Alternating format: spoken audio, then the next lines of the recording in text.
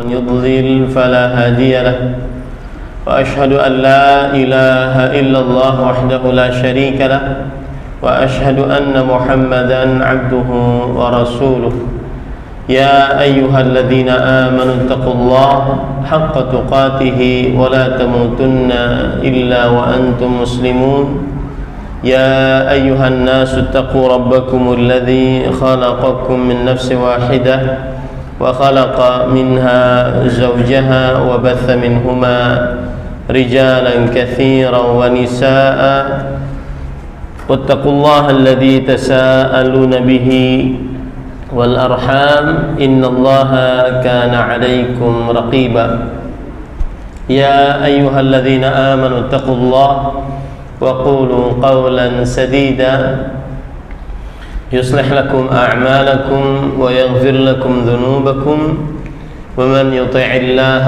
ورسوله فقد فاز فوزا عظيما أما بعد فإن أصدق الحديث كتاب الله وأحسن الهدي هدي محمد صلى الله عليه وعلى آله وسلم وشر الأمور محدثاتها وكل محدثة بدعة وكل بدعة ضلالة وكل ضلالة في النار.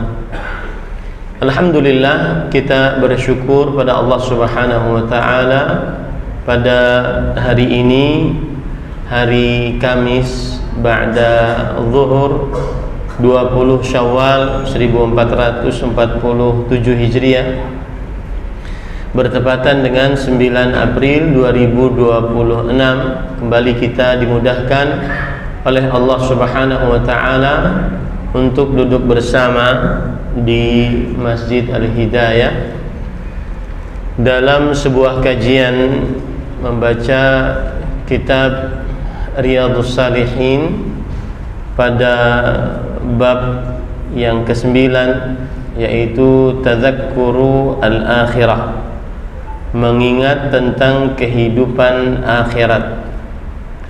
Dan kitab Riyadhus Shalihin adalah kitab yang ditulis oleh Al-Imam Abu Zakaria Yahya bin Sharaf An-Nawawi rahimahullahu ta'ala.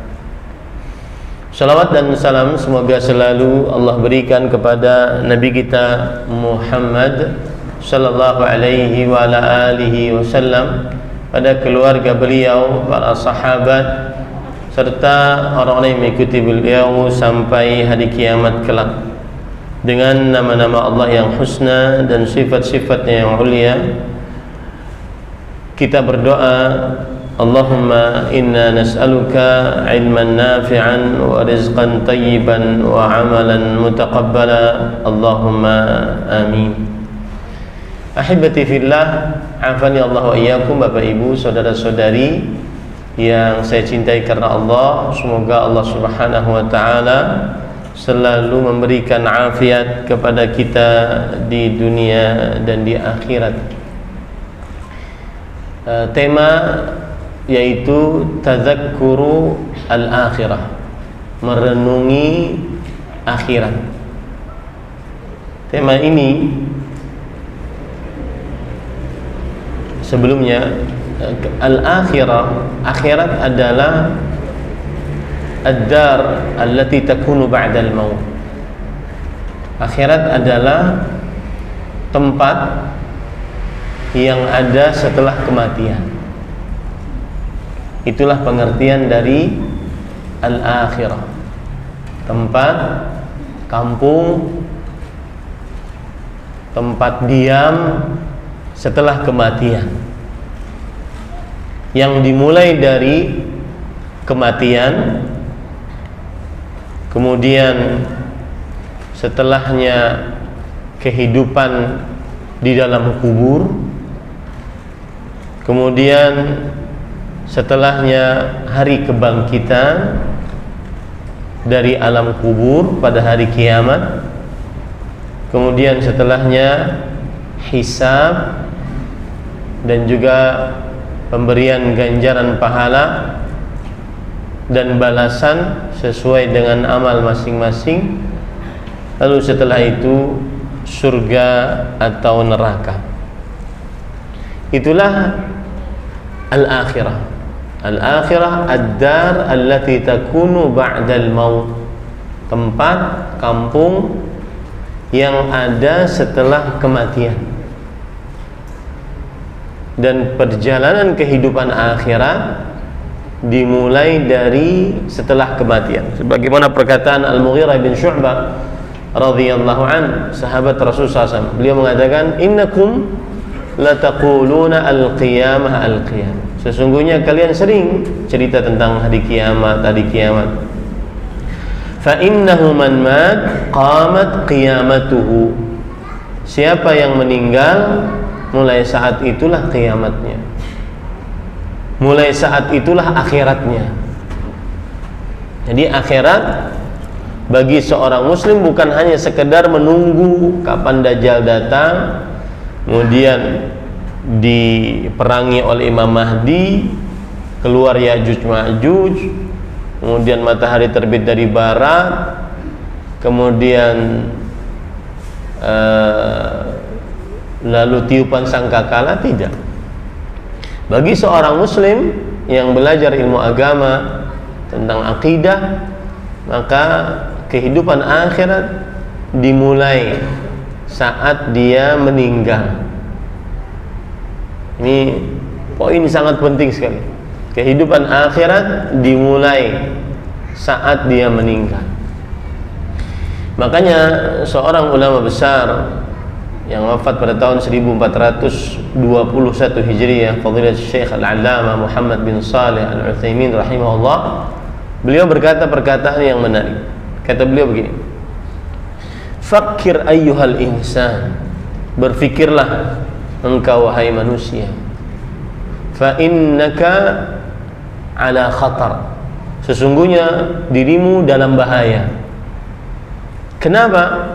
Lianna al-maut laysa lana ajalun ma'lum. Karena kematian kita tidak memiliki pengetahuan tentangnya. Kapan datang kematian? Padahal setelah kematian ada kehidupan akhirat. Qad yakhrujul insanu min baitihi wa la yarji' ilaih. Kadang seseorang keluar dari rumahnya dan tidak pulang ke rumahnya, berarti dia meninggal di luar rumah. Wa qad yajlisul insanu ala kursi maktabihi wa la yaqumu min. Kadang seseorang duduk di kursi kantornya, kursi warungnya, kursi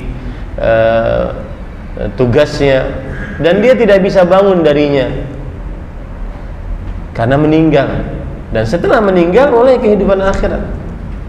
Wa qad yanamul insan ala firashih fayuhmal min firashih ila sariri ghaslih. Ini penting juga nih. Kadang seseorang dia tidur di atas kasurnya, ternyata dia diangkat dari atas kasurnya ke tempat pemandian mayatnya, jenazahnya. Kenapa? Karena meninggal. Oleh karenanya saya sering mengingatkan akan hal ini. Jangan melakukan dosa sebelum tidur. Karena Allah Subhanahu wa ta'ala ketika hamba itu tidur, Allah mengangkat ruh hamba tersebut. Kalau sesuai dengan ketetapan Allah hamba itu mati, ruhnya tidak dikembalikan, berarti dia mati. Kalau seandainya dia masih ada jatah untuk hidup, Allah akan kembalikan ruhnya. Dan ini disebutkan dalam Al-Quran. Allah Subhanahu wa ta'ala berfirman di dalam Al-Quran, Allahu yatawaffal anfusa hina mautiha wallati lam tamut fi manamiha fayumsiku allati qada 'alaiha al-mauta wa yursilu al-ukhra ila ajalin musamma inna fi dzalika laayatin liqaumin yatafakkarun. Surat Az-Zumar ayat 42. Perhatikan ayatnya. Allah memegang jiwa, ruh orang ketika matinya. Matinya di sini maksudnya tidurnya. Dan memegang jiwa orang yang belum mati di waktu tidurnya. Maka dia tahanlah jiwa orang yang telah dia tetapkan kematiannya. Allah tidak kembalikan rohnya. dan dia lepaskan jiwa yang lain sampai waktu yang telah ditentukan. Kalau masih hidup, Allah kasih lagi rohnya. Sesungguhnya pada demikian itu terdapat tanda-tanda kekuasaan Allah bagi orang-orang yang berfikir. Hati-hati. Makanya sangat perbedaan jauh antara orang yang sebelum tidur dia berwudu, dia bersiwak, pakai sikat gigi ataupun bersiwak, sholat witir sebelum tidur, kemudian baca bacaan sebelum tidur.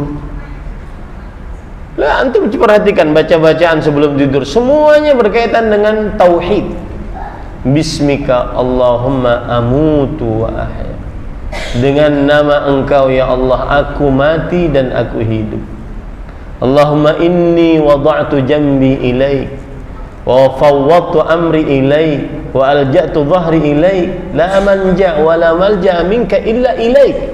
Ya Allah, aku letakkan badanku ini kepadamu, aku serahkan urusanku kepadamu, tidak ada tempat kembali, tempat berpijak kecuali kepadamu. Tauhid semuanya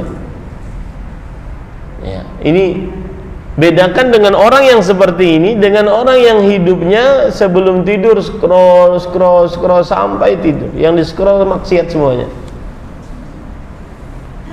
Maka hati-hati para ikhwah yang dirahmati oleh Allah, kehidupan akhirat dimulai dari setelah kematian. Makanya kembali kita perkataan Syekh Utsaimin tadi, beliau mengatakan fahadhil umur yastaujibu minna an nantahizal fursata bitaubati warruju'i ila Allah. Maka perkara ini mewajibkan kita untuk senantiasa bertaubat, kembali kepada Allah Subhanahu wa taala, terutama sebelum tidur. Karena kita nggak tahu apakah kita dikembalikan oleh Allah ruh kita ataukah kita mati saat kita tidur. Berapa banyak orang yang meninggal di saat tidurnya, karena bukan di saat tidurnya, karena memang Allah tidak kembalikan ruhnya. Maka hati-hati pada ikhwan yang dirahmati oleh Allah Subhanahu wa taala. Apalagi di zaman yang banyak mulhiyat, mughriyat, yang banyak sekali melalaikan, menipu, membuat kesenangan-kesenangan sesaat, main game lama, jenggotan, main game ya.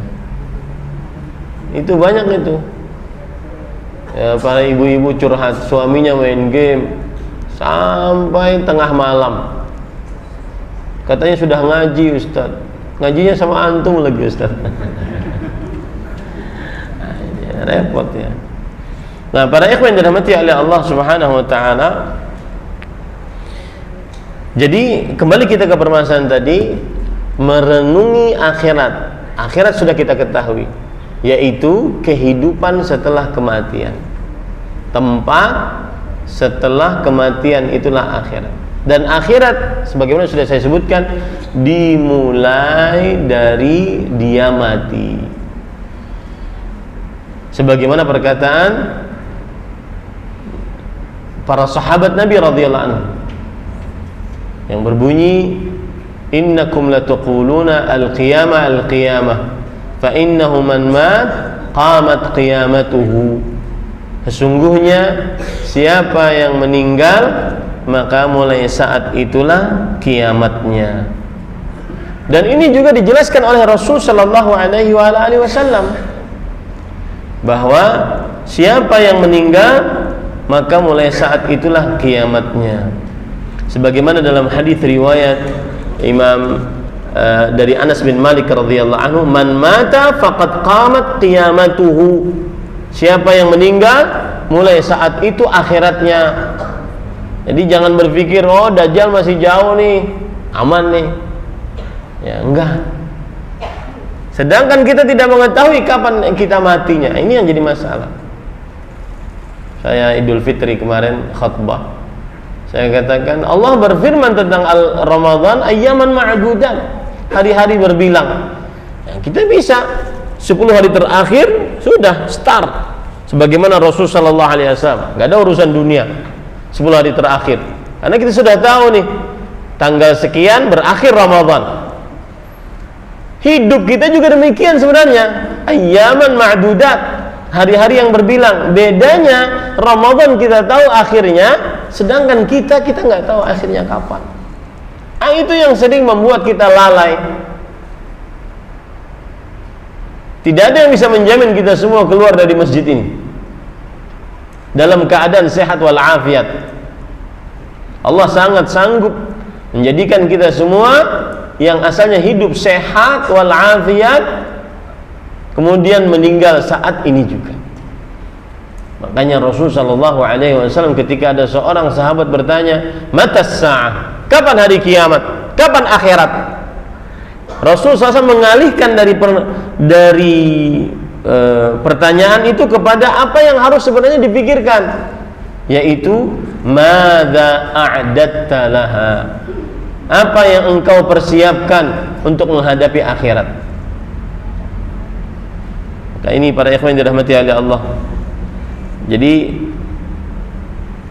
perkataan man mata qamat qiyamatuhu itu adalah dari hadis Rasul SAW. Siapa yang meninggal mulai saat itu kiamatnya.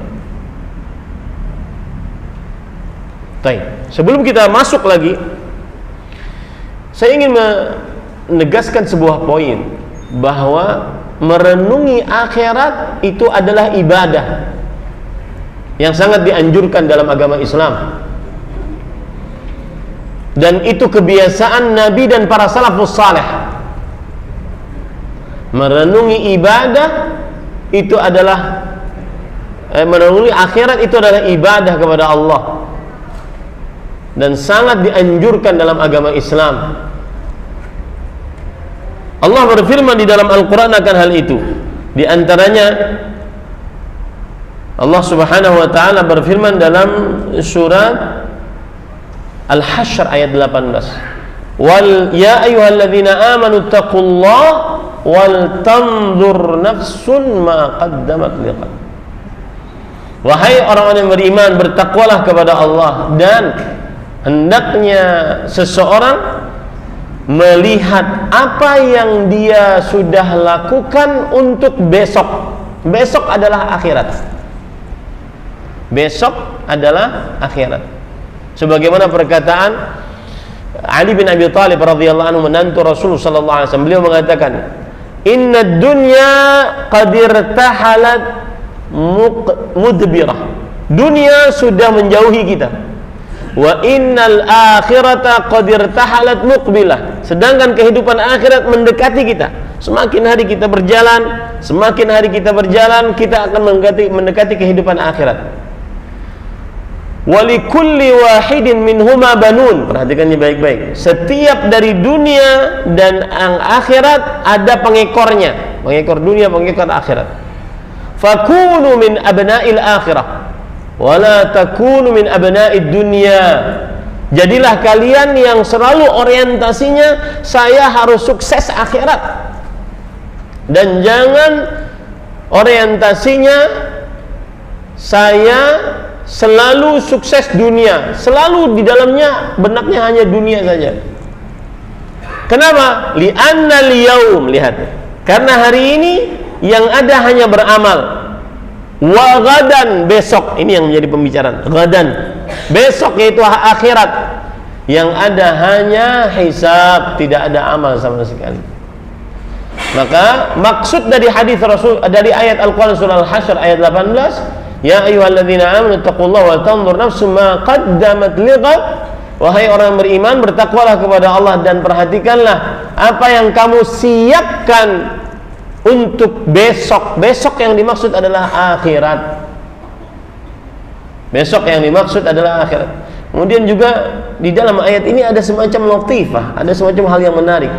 Artinya mungkin tidak ada umur lagi besok. Jangan terlalu panjang angan-angan tetapi lupa beramal. Besok mungkin tidak ada umur lagi. Ini dalil yang menunjukkan bahwa disyariatkannya untuk merenungi akhirat. Kemudian juga Allah berfirman di dalam Al-Quran surat Al-A'la ayat 17, wal akhiratu khairun wa abqa. Kehidupan akhirat lebih baik dan lebih kekal. Ini juga dalil yang menunjukkan bahwa merenungi, mengingat akan akhirat adalah ibadah di dalam agama Islam. Kemudian dalil yang lain dari hadis Rasul sallallahu alaihi wasallam riwayat Imam Tirmidzi, Nabi Muhammad sallallahu alaihi wasallam bersabda, "Aktsiru dzikra hadzimil ladzat." Perbanyaklah. Jadi bukan hanya sekedar merenung sekali, enggak, bahkan sering-seringlah renungi tentang akhirat. Perbanyaklah sesuatu yang memutuskan kelezatan, yaitu kematian. Dan para ikhwan yang dirahmati oleh Allah, dari hadis ini kita ambil pelajaran bahwa merenungi akhirat yang diawali dengan kematian, yang akan saya jelaskan nanti. Merenungi akhirat yang diawali dengan kematian, sebagaimana hadis tadi, man mata qamat qiyamatuh. Siapa yang meninggal, siapa yang mati, mulai saat itu akhiratnya, kiamatnya adalah ibadah kepada Allah Subhanahu wa taala. Bahkan kita diperintahkan untuk memperbanyak merenungi akhirat ini. Dalam hadis yang lain, Rasul sallallahu alaihi wasallam bersabda tentang memperbanyak mengingat kematian. Hadis riwayat Imam Ibnu Majah dari Abdullah bin Umar radhiyallahu anhuma. Beliau bercerita, "Kuntu ma'a Rasulillah sallallahu alaihi wasallam." Aku pernah bersama Rasul sallallahu alaihi wasallam, faja'ahu rajulun minal ansar fasallama 'ala Nabi sallallahu alaihi wasallam. Thumma qala, "Ya Rasulullah, ayyul mu'minina afdal?" Aku pernah bersama Rasul sallallahu alaihi wasallam, lalu datang seorang lelaki dari kaum Ansar dan mengucapkan salam, lalu bertanya, "Wahai Rasulullah, di antara orang beriman mana yang paling afdal?" Ini gaya hidup para salafus saleh, para sahabat, para tabi'in, para tabi'ut tabi'in. Ikuti ini. Kalau sudah urusan akhirat, carilah yang paling istimewa, jangan mau yang paling rendah. Kalau sudah urusan akhirat, carilah yang paling very very important, yang paling tinggi derajatnya. Dan ini gaya hidup para salafus saleh. Dengan begitu mereka mendapatkan ridha Allah Subhanahu wa taala. Di antara orang beriman mana yang paling afdal? Rasulullah SAW menjawab, ahsanuhum khuluqan, yang paling baik akhlaknya. Kemudian beliau bertanya lagi, fa ayyul mu'minina akyasu, orang beriman mana yang paling cerdas? Lihat, bukan IQ-nya yang 200, enggak. Tetapi Rasulullah SAW menjawab, aktsaruhum lil mauti dzikran wa ahsanuhum lima ba'dahu isti'dadan ulaikal akyas. Orang yang paling banyak mengingat kematian, kemudian setelahnya enggak, itu hanya langkah pertama. Langkah keduanya, yang paling bagus persiapannya untuk kehidupan setelah kematian. Yakini baik-baik Pak, kematian itu datang. Dan ketika Allah mengatakan likulli ajalin setiap ajal, setiap orang ada ajalnya, maka pasti dia datang. Para ulama mengatakan kullu ma huwa atin at, setiap yang diberitakan oleh Allah datang pasti akan datang. Mau cepat atau lambat pasti datang. Termasuk kematian di dalamnya. Likulli ummatin ajal, setiap umat ada ajalnya masing-masing. La yastakhiruna sa'ah wa la yastaqdimun. Malaikat tidak akan terlalu lambat, tidak akan terlalu cepat, tepat pada waktunya. Maka hati-hatilah.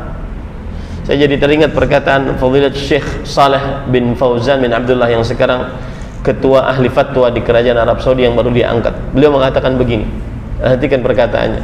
Mudah-mudahan ini membuat hati kita semakin lembut, semakin mudah memaafkan, semakin orientasi berakhirat. Kata beliau begini, sayandamul insanu amma qarib, manusia sebentar lagi akan menyesal. Kenapa menyesal? Li'annahu idza mata intaqala minad dari dunya ila daril akhirah. Karena kalau dia meninggal, dia akan berpindah dari kehidupan dunia ke kehidupan akhirat, kehidupan setelah kematian. Kenapa lalu dia menyesal? Fawajada annal mal alladhi at'aba nafsahu min ajlih la yahmiluhu ma'ahu syai'. Ternyata harta yang dia perjuang-juangkan selama ini. Tadi pagi saya ditanya tentang saya ketipu orang Ustaz, ditipu orang Ustaz, mungkin ratusan juta. Ada beberapa keluarga yang putus hubungan rahimnya gara-gara harta waris. Saya pernah ditanya 5 tahun tidak pernah tegur sapa antara adik kakak gara-gara harta rumah waris yang berharga 5 miliar. Hanya itu membuat orang putus rahim sehingga amal tidak diterima selama 5 tahun. Amal tidak diangkat oleh Allah Subhanahu wa taala gara-gara putus rahim. Padahal nanti di akhirat dia akan menyesal. Kenapa? Harta yang dia perjuangkan selama ini dia tidak bawa sama sekali. Dakhala ila dunya uryan wa kharaja minha uryan. La yahmilu ma'ahu syai' illa kafanuh. Dia masuk ke dalam dunia dalam keadaan telanjang, keluar dari dunia juga dalam keadaan telanjang, tidak bawa apa-apa kecuali 2 kain kafan. Itu yang kita senggol-senggolan, bunuh-bunuhan, marah-marahan, yang kita nggak bawa apa-apa sama sekali. Maafkan saudaramu sehingga tetap terjalin hubungan rahim. Ini pada ikhwan yang dirahmati oleh Allah Subhanahu wa taala. Makanya Rasulullah SAW mengatakan, orang yang paling cerdas, orang yang paling banyak mengingat kematian dan persiapan untuk kehidupan setelah kematian. Ada pernah orang berkata begini, ustadz-ustadz itu yang mengatakan bahwa harta tidak dibawa mati, itu pecundang, itu pemikiran kolot, itu yang membuat kaum muslimin tidak maju. Maka kita menjawab bahwasanya memang realitanya begitu. Harta tidak dibawa mati, mau sebesar apa. Saya pernah diundang orang ke negeri paling kaya di Asia Tenggara. Kemudian panitia mengatakan, Ustaz, ini istana fulan, istana fulan. Saya bilang, oh. Nah, dalam hati kita nggak akan bawa rumah dengan di atas tanah 1000 meter persegi, kemudian tingkat 5, pakai lift, kolam renangnya 7. Berenang cuma 1 kolam, dia bikin 7. Itu kan dibawa mati, subhanallah. Itu bukan pecundang ya akhi. Itu memang realitanya begitu. Yang akan kita bawa mati hanya amal kita yang akan kita jelaskan nantinya. Makanya harus ada poin keduanya, yaitu mengingat akhirat, mengingat kematian, dan persiapan untuk kehidupan setelah kematian. Rasul sallallahu alaihi wasallam juga bersabda di dalam hadis sahih yang diriwayatkan oleh Imam Al-Baihaqi dalam kitabnya Syu'abul Iman, Imam Ibnu Hibban dalam kitabnya Sahih, Imam Al-Bazzar dalam kitabnya Al-Musnad Al-Bazzar, "Aktsiru dzikra hadhimil ladzat," yakni al-maut. Fa innahu lam yadhkurhu fi dhiqin min al-'aish illa wassa'ahu 'alayhi wa la dzakarahu fi sah' illa wayyaqaha. Perbanyaklah mengingat kematian, sesuatu yang memutuskan kelezatan. Sesungguhnya tidak ada seorang pun, jawab Pak, kita lagi mendendam sama orang, terutama rahimnya. Coba amalkan hadis ini, niscaya memaafkan. Wallahi saya katakan, niscaya maafkan. Mendendam sama orang, terutama rahim. Dan saya sering berpesan, yang pernah ngaji sama saya, perbaiki hubungan rahimmu. Kenapa? Karena itu adalah amalan yang paling Allah ingin segerakan pahalanya di dunia. Kalau dia menyambung hubungan rahim, disertai dengan Allah sisakan nanti pahalanya di akhirat. Amalan yang paling Allah ingin segerakan pahalanya di dunia adalah menyambung hubungan rahim. Dan kebalikannya, amalan yang paling Allah ingin segerakan siksanya di akhirat adalah memutus hubungan rahim. Pasti terlihat. Orang yang putus hubungan rahimnya pasti akan terlihat di dunia. Dia hancur hidupnya. Terutama dengan orang tua, dengan adik kakak, dengan paman bibi, dengan keponakan. Ya. Perhatikan baik-baik. Amalkan hadis ini. Fa innahu lam yadhkurhu min dhiqin fi dhiqin al-'aish illa wasa'u 'alayh. Tidak ada orang yang mengingat kematian dan dia sedang resah, gelisah hatinya, seperti kebanyakan sebagian orang di zaman sekarang, resah, gelisah. Imam Ibnu Qayyim ketika ditanya apa itu bahagia? Bahagia itu apa sih? Sebagian orang ingin bahagia harus naik ke atas Gunung Rinjani, harus turun ke dalam lautan untuk mencari semua hanya satu kata bahagia, harus dugem, jingkrak-jingkrak semalaman suntuk hanya nyari kata bahagia, padahal rumahnya megah, mobilnya mewah, hartanya bertumpuk ruah, tapi dia nggak bahagia. Apa sih pengertian bahagia? Bahagia adalah adamul khauf wal hazan. Bahagia tidak takut dan tidak resah. Itu bahagia.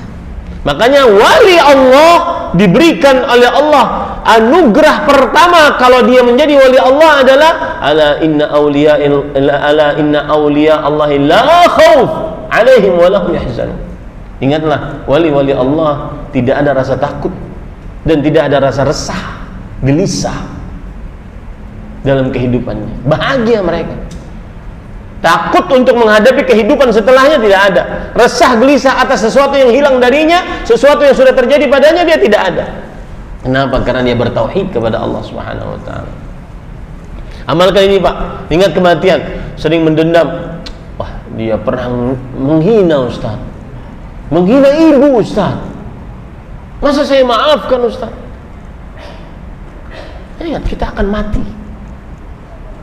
Dan kehidupan yang hakiki setelah kematian. Ada seorang ulama besar, Fadilatul Syekh Sa'ad Asy-Syithri hafizahullah, masih hidup. Beliau ditanya, bagaimana cara menimbulkan agar orientasi kita ini hanya ingin sukses di akhirat? Bagaimana caranya? Salah satu caranya adalah, coba perhatikan meja ini.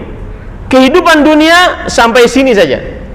60, 70, 80, paling banter 100. Habis itu mati, dan pasti mati.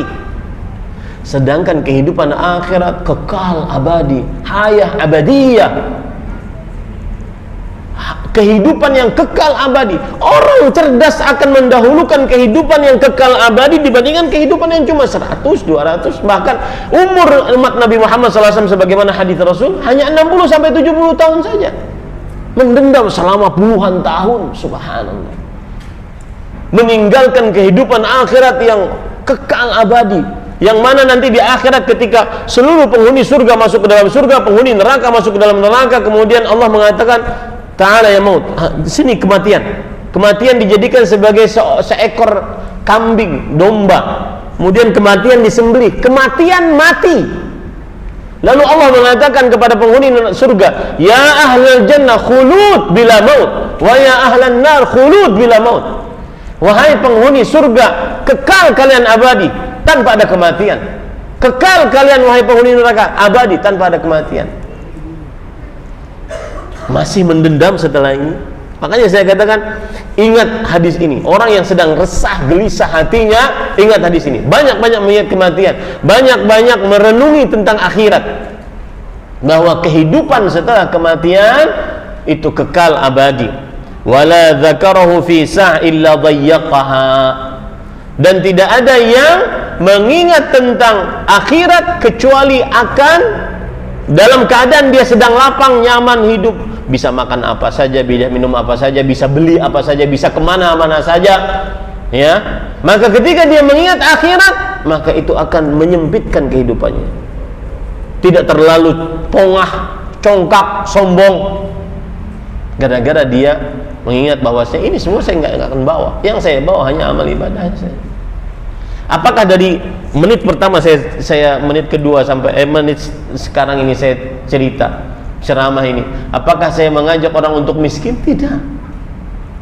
10 penghuni surga yang dijamin surga oleh Rasulullah, Abu Bakar, Umar, Utsman, Ali, kemudian Abdurrahman bin Auf, Zubair, kemudian Sa'ad, Sa'id, Talha, Abu Ubaidah bin Jarrah, seluruhnya saudagar-saudagar kaya, tetapi kekayaan mereka tidak di dalam kalbunya.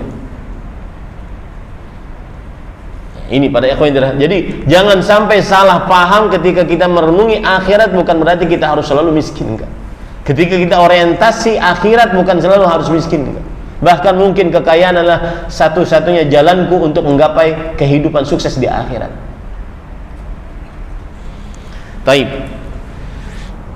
Itu dalil-dalil yang menunjukkan bahwasanya poin yang tadi, bahwa kita diperintahkan untuk merenungi akhirat. Tambahan dalilnya, jangankan kita, Nabi Muhammad SAW beliau membiasakan untuk merenungi akhirat. Salah satu dalilnya diantaranya adalah begini. Ini contoh-contoh akan saya sebutkan minimal 2 contoh, bahwa para salafus saleh senantiasa dalam benaknya adalah merenungi akhirat. Ada hadis dari Hamdalah Al-Usayyidi radhiyallahu anhu, bahwa beliau bertanya kepada Rasulullah sallallahu alaihi wasallam,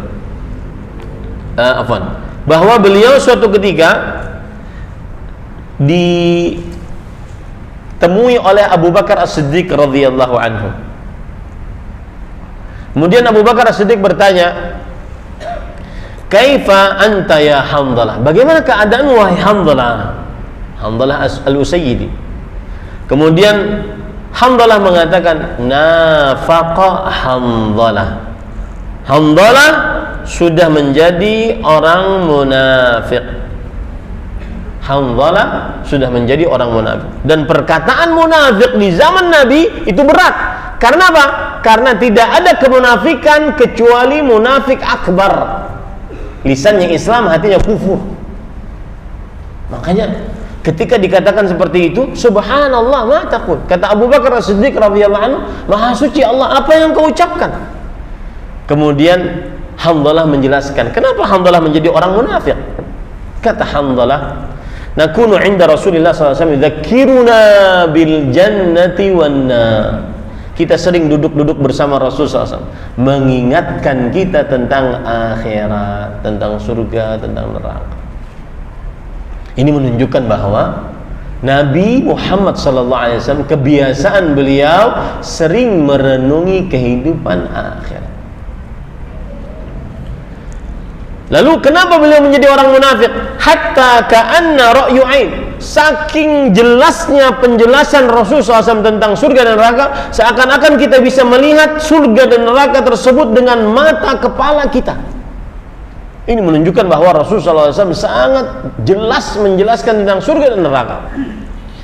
Kemudian فَإِذَا خَرَجَ مِنْ عِنْدِ رَسُولِ اللَّهِ صَلَّى اللَّهُ عَلَيْهِ وَسَلَّمَ عَافَزْنَا الْأَزْوَاجِ وَالْأَوْلَادِ وَالضَّيِّعَاتِ فَنَسِينَا كَثِيرًا. Tetapi saat kita sudah keluar dari majlis Rasulullah nih, setelah kayak seperti ini, kita pulang nanti, kita bertemu dengan istri, kita bertemu dengan anak, bertemu dengan pekerjaan, maka kita sering lupa dengan yang tadi sudah dijelaskan oleh Rasulullah SAW. Hatinya tidak lebih fokus daripada di majlis Rasulullah SAW tadi. Itulah kemunafikan yang aku rasakan.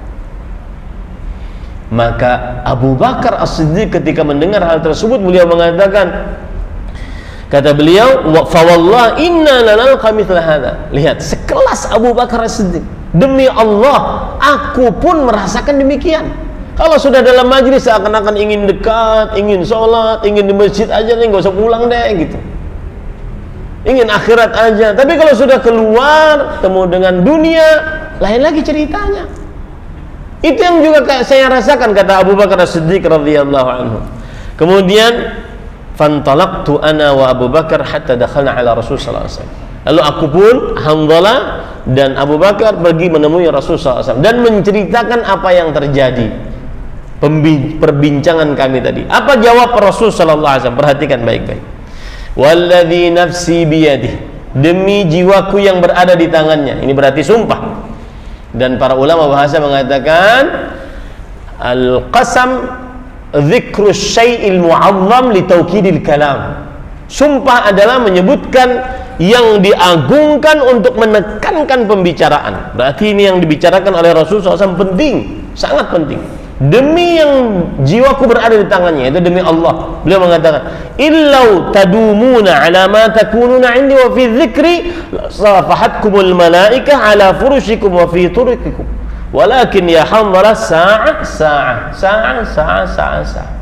Yang artinya, jikalau engkau, kalian seluruhnya, dan ini hadis umum untuk kaum muslimin, keadaan kalian sebagaimana kalian bersamaku di dalam selalu fokus untuk akhirat, selalu ingat surga atau neraka, maka niscaya para malaikat akan menyalami kalian di kasur kalian, di jalan kalian. Karena berarti derajatnya sama dengan malaikat yang senantiasa dalam ibadah kepada Allah Subhanahu wa taala dan tidak pernah bosan untuk beribadah.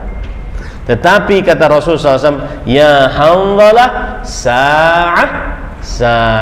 wahai Hanzalah, kadang begini, kadang begini. Ya, yang wajar memang kalau sedang bermajlis ilmu, kita fokus ibadah, kita fokus pikiran kita untuk akhirat. Kalau sudah keluar mendapati dunia kita, maka kita sibuk dengan dunianya. Tapi tidak boleh bermaksiat. Itu yang dimaksud oleh Rasul sallallahu alaihi wasallam. Yang menjadi inti pembicaraan adalah bahwasanya Nabi Muhammad sallallahu alaihi wasallam dan para sahabatnya sering merenungi akhirat. Beliau sering menjelaskan kepada para sahabat tentang surga dan neraka. Maka saya pesan, Pak, kalau kapan-kapan kita sedang kok malas ya, datang malasnya. Malas itu sebuah keniscayaan. Apalagi Ramadan kemarin semangat, ya, semangat sebulan penuh dididik untuk sholat malam dan witir. Malam Lebaran, hari malam pertama kita meninggalkan sholat malam. Ayo ngaku,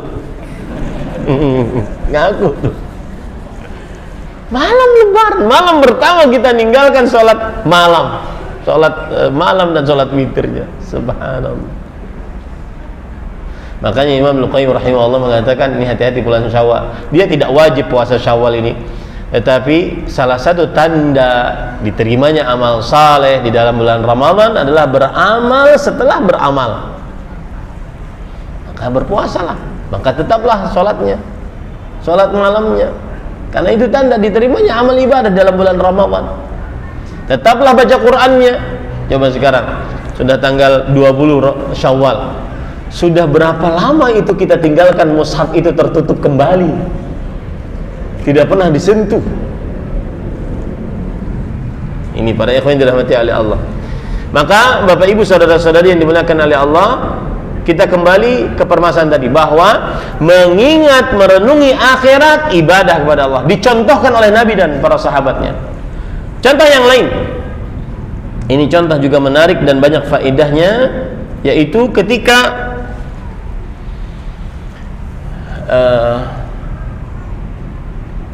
jadi aktornya di dalam hadis ini ada 3 orang. 3 orang paling mulia dalam agama Islam. Yang pertama Abu Bakar, Umar dan Utsman. Kalau kita runut manusia itu yang paling mulia para rasul, kemudian para nabi, lalu Abu Bakar, Umar, Utsman. 3 manusia termulia setelah para rasul, para nabi. Suatu ketika Umar bin Khattab mengucapkan salam kepada Utsman bin Affan.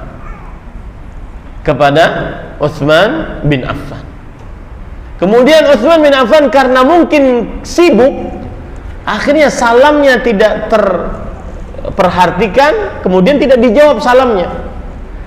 Umar bin Khattab marah dan mengadu kepada Abu Bakar As-Siddiq. Ini saudaramu saya ucapin salam, tidak menjawab salam saya. Kata Utsman bin Affan, engkau enggak mengucapkan salam. Kapan engkau salam? Subhanallah. Manusia termulia, 3 manusia termulia setelah Abu Bakar, setelah para rasul dan para nabi, sibuk urusan salam doang. Enggak, saya enggak merasa diucapkan. Kapan kamu mengucapin salam? Abu Bakar As-Siddiq, orang yang paling arif, beliau mengatakan, Sadaqa Utsman, benar Utsman. Sesungguhnya Umar bin Khattab mengucapkan salam kepada engkau, tetapi engkau tidak perhatian karena engkau memikirkan pikiran lain. Maka apa yang engkau pikirkan wahai Utsman? Kata Utsman bin Affan, ajal.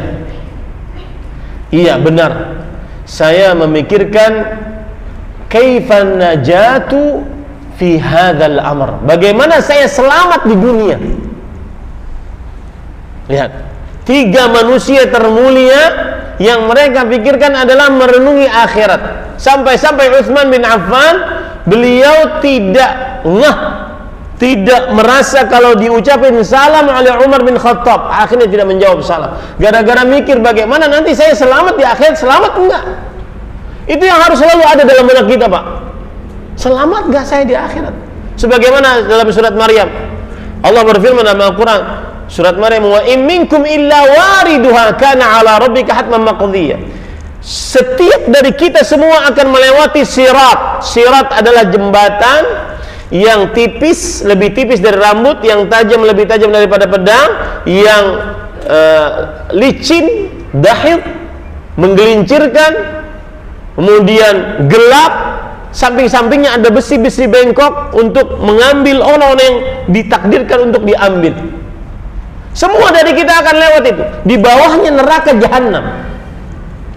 Semua dari kita sudah ditentukan oleh Allah pasti lewat. Wa in minkum, tidak ada di antara kalian. Yang belum pasti ayat selanjutnya, thumma nunajjil ladzina taqaw wa nadharu adh-dhalimina fiha jithiya. Kemudian kami selamatkan orang-orang yang bertakwa. Ini yang belum jelas bagi kita. Adapun melewatinya pasti kita akan lewati. Selamat darinya belum pasti. Makanya sahabat Nabi Abdullah bin Rawahah ketika bermesraan dengan istrinya, dan salah satu bentuk bermesraan dengan istri, dan ini dilakukan oleh Rasulullah SAW adalah tidur di pangkuan istri. Beliau saat bermesraan menangis. Kemudian ditanya oleh istrinya, maaf Kait, apa yang menyebabkan engkau menangis? Kemudian sang suami bertanya, engkau juga kenapa menangis? Kata sang istri, ra'aituka tabki fabakait. Aku melihat suamiku menangis, maka aku ikut menangis. Maka kenapa engkau menangis? Maka kata Abdullah bin Rawaha, ukhbirna anna wariduha. Kita diberitahukan bahwa kita akan melewati sirat. Walam nukhbar anna najuna minha. Dan kita tidak diberitahukan apakah kita selamat darinya atau tidak. Begini Pak, kehidupan sehat berumah tangga. Jadi ukuran rumah tangga sehat itu bukan hanya sekedar cukup sandang pangan papan, bukan. Tetapi bagaimana kita bersama-sama berjalan gandengan tangan menggapai ridho Allah Subhanahu Wa Taala. Lihat ya, sedikit menyimpang tentang suami istri.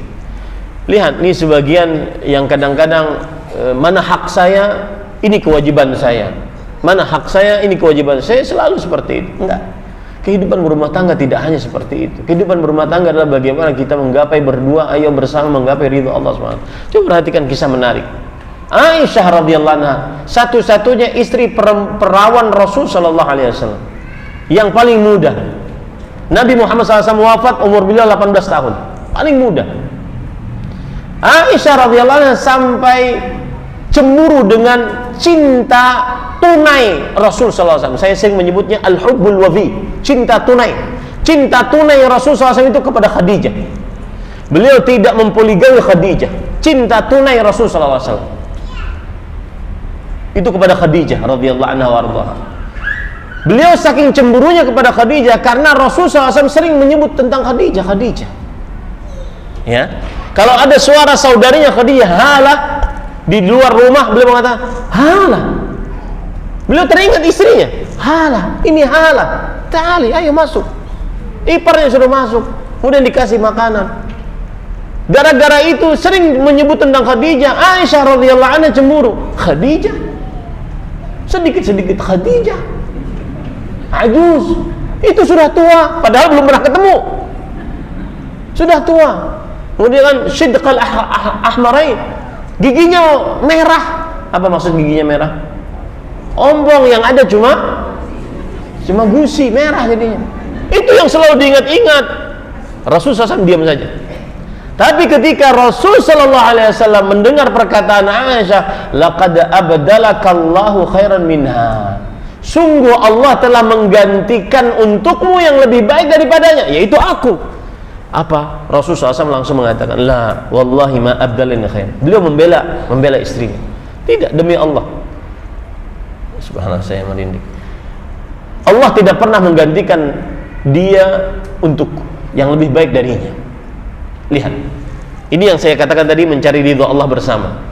Kata Rasul SAW, laqad amanat bi hina kaffarani nas. Sungguh dialah yang pertama kali beriman ketika orang-orang seluruhnya kufur terhadapku. Dia yang pertama kali beriman. Bahkan sebagian ahli sejarah mengatakan yang beriman pertama kali kepada Rasulullah SAW secara mutlak dari seluruh makhluk, dari umatnya adalah Khadijah radhiyallahu anha wa ardaha. Jadi kehidupan berumah tangga bukan hanya mana hak, mana kewajiban, enggak. Bagaimana kita dapat ridho Allah dengan istri kita, dengan suami kita, itu yang kita cari, Pak. Dan itu akan bermanfaat kelak nanti di akhirat. Kemudian Rasulullah SAW mengatakan, laqad wasatni bimaliha wa nafsiha hina haramanin nas. Sungguh dia telah membelaku dengan hartanya, dengan nyawanya ketika orang-orang semuanya menutup dariku. Laqad saddaqatni hina kadzabanin nas. Sungguh Khadijah lah yang mempercayaiku ketika semuanya mendustakan aku. Kemudian Rasulullah SAW mengatakan sesuatu perkataan yang tidak bisa dibantah oleh Aisyah radhiyallahu anha. Laqad ruziqtu minha walad walam yurzaq li min ghairiha. Sungguh aku telah diberikan dari Khadijah anak, dan aku tidak pernah diberikan dari selainnya anak. Kemudian keluarlah perkataan Rasulullah SAW, ruziqtu hubbah, aku ditakdirkan untuk mencintai. Begini Pak, kehidupan rumah tangga yang mencari ridha Allah Subhanahu wa taala. Dan itu sangat bermanfaat kelak nanti di akhirat. Yauma yafirrul mar'u min akhihi wa ummihi wa abihi wa sahibatihi wa bani. Pada hari seseorang lari dari saudaranya, dari bapaknya, ibunya, dari istrinya. Nanti baca tafsiran ayat tersebut. Kan sekarang mudah semuanya teknologi terbuka. Coba baca ayat dan baca tafsirannya. Nanti seorang suami akan mengatakan kepada istrinya, ya zaujati, wahai istriku, wahai istriku, bagaimana aku sebagai suami saat di dunia? Engkau adalah ni'mal ba'al, engkau adalah suami yang paling istimewa. Bukan hanya sekedar memenuhi hak-hak, tidak Pak, tetapi menggapai ridha Allah Subhanahu wa taala. Ada sebagian suami kadang-kadang menyiapkan sandang, pangan, papan, rumah megah, mobil mewah, harta bertumpuk ruah untuk istrinya dan anak-anaknya, akan tetapi mereka nggak bahagia yang saya sebutkan tadi. Hampa. Kenapa? Karena nggak pernah diisi untuk menggapai ridha Allah Subhanahu wa taala. Ini Bapak Ibu saudara-saudari yang dimuliakan oleh Allah. Itu contoh-contoh bagaimana merenungi akhirat. Nah, sekarang kita masuk tentang merenungi akhirat. Minimal yang kita sebutkan tadi, pertama kematian, kemudian alam barzakh, kemudian hari kebangkitan, kemudian hisab, kemudian surga atau neraka. Mudah-mudahan waktunya cukup. Perhatikan baik-baik. Yang pertama kita merenungi tentang kematian. Poin pertama tentang perenungan tentang kematian, para ikhwan yang dirahmati oleh Allah Subhanahu wa taala. Kematian dan mengingatnya adalah gaya hidup seorang muslim. Mengingat kematian adalah gaya hidup seorang muslim yang membedakan dengan orang kafir. Coba perhatikan, Allah berfirman di dalam Al-Quran surat Al-Baqarah ayat 96. Jadi yang ada dalam benak kita itu selalu, kapan mati, bagaimana saya mati, di mana saya mati. Bahkan sekelas Sufyan bin Sa'id bin Masruq Ats-Tsauri, Imamul Muhaddisin, seorang ahli hadis, imamnya para ahli hadis, tabi'ut tabi'in, beliau mengatakan, wallahi inni akhaf an uslabal iman indal maut. Aku sangat takut saat mati imanku dicabut. Selalu itu ingat, yang kita perhatikan bagaimana saya mati di mana ya. Saya pernah diceritakan oleh seorang artis, beliau pernah bercerita di waktu itu sama suaminya berhadapan dengan saya, kemudian mengatakan, Ustaz, saya dulu artis advertising yang ada di iklan-iklan, saya buka aurat dan segala macam. Oke. Kemudian saya diberi petunjuk oleh Allah Subhanahu wa taala untuk berhijab bahkan sampai bercadar lengkap. Akhirnya apa yang terjadi? Teman-teman saya mundur teratur pelan-pelan. Akhirnya saya sendirian. Akhirnya saya kembali lagi karena harus berteman, Ustaz. Kembali lagi ke dunia malam, kembali lagi ke klub malam, dugem dan seterusnya. Suatu saat saya dugem, kemudian teman saya yang paling dekat mati di tempat. Saya peluk dia dalam keadaan saya menangis. Saya bukan menangisi teman ini, menangisi diri saya. Alangkah bodohnya saya. Kalau seandainya itu jadwal saya, kita ini semuanya nunggu jadwal, Pak. Kalau seandainya itu jadwal saya, alangkah bodohnya saya. Tidak bersyukurnya saya kepada Allah. Sudah diberikan petunjuk oleh Allah, kemudian setelah itu kembali lagi. Maka hati-hati para ikhwan yang dirahmati oleh Allah Subhanahu wa taala. Yang ada dalam benak seorang muslim tentang kematian adalah bahwa mengingat kematian ini gaya hidup seorang muslim. Kebalikannya, gaya hidup orang yang tidak beriman lupa selalu kematian. Yang ada dalam benaknya adalah dunia, dunia dan dunia. Allah berfirman dalam surah Al-Baqarah ayat 96, "Wala tajidannahum ahrasan nasi ala hayah, wa minal ladzina asyraku yawaddu ahaduhum law yu'ammaru alf sanah, wa ma huwa bimuzahzihihi minal 'adzabi ay yu'ammar, wallahu basirum bima ya'malun."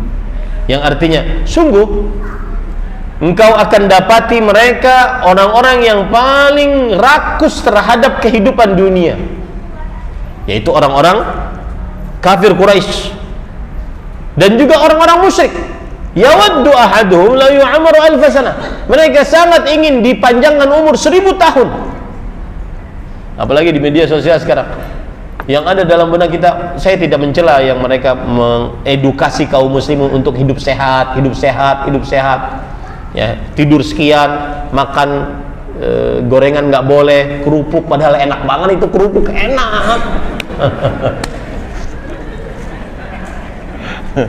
Kenapa jadi nggak boleh? Nggak ada nutrisinya, nggak ada proteinnya katanya. Yang jelas saya tidak mencela mereka, akan tetapi mohon ingatkan bahwasanya sehat untuk akhirat, sehat agar bisa beramal ibadah, sehat untuk akhirat. Mohon diingatkan itu. Jangan cuma hanya sekedar sehat, sehat agar bisa beramal ibadah sehingga sukses di akhirat. Nah, para ikhwan yang dirahmati Allah, mereka ingin dipanjangkan umurnya 1000 tahun. Wa ma huwa bimuzahzihi minal adzab an yu'ammar. Padahal siksa Allah tidak akan lepas dari mereka kalau mereka tidak beriman meskipun dipanjangkan umurnya. Wallahu basirun bima ya'mal. Allah Maha melihat apa yang telah mereka perbuat. Maka para ikhwan dirahmati oleh Allah, begitu juga Allah berfirman dalam surah Al-Jathiyah ayat 24. Ini dalil yang saya sebutkan tadi, poin tentang kematian. Orang beriman mengingat kematian itulah gaya hidupnya. Sedangkan orang kafir jauh dari mengingat kematian. Mereka tidak mau mengingat kematian, bahkan tidak percaya ada kehidupan setelah kematian. Surah Al-Jathiyah ayat 24. Wa qalu ma hiya illa hayatuna dunya namutu wa nahya wa ma yuhlikuna illa ad-dahr wa ma lahum bidzalika min ilm inhum illa yakhrusun illa yadhunnun. Yang artinya tidak ada kehidupan kita kecuali kehidupan dunia saja. Enggak pernah mereka mungkin kehidupan akhirat. Kita ini hidup, nanti mati lagi, hidup lagi, mati lagi. Dalam konsepnya reinkarnasi.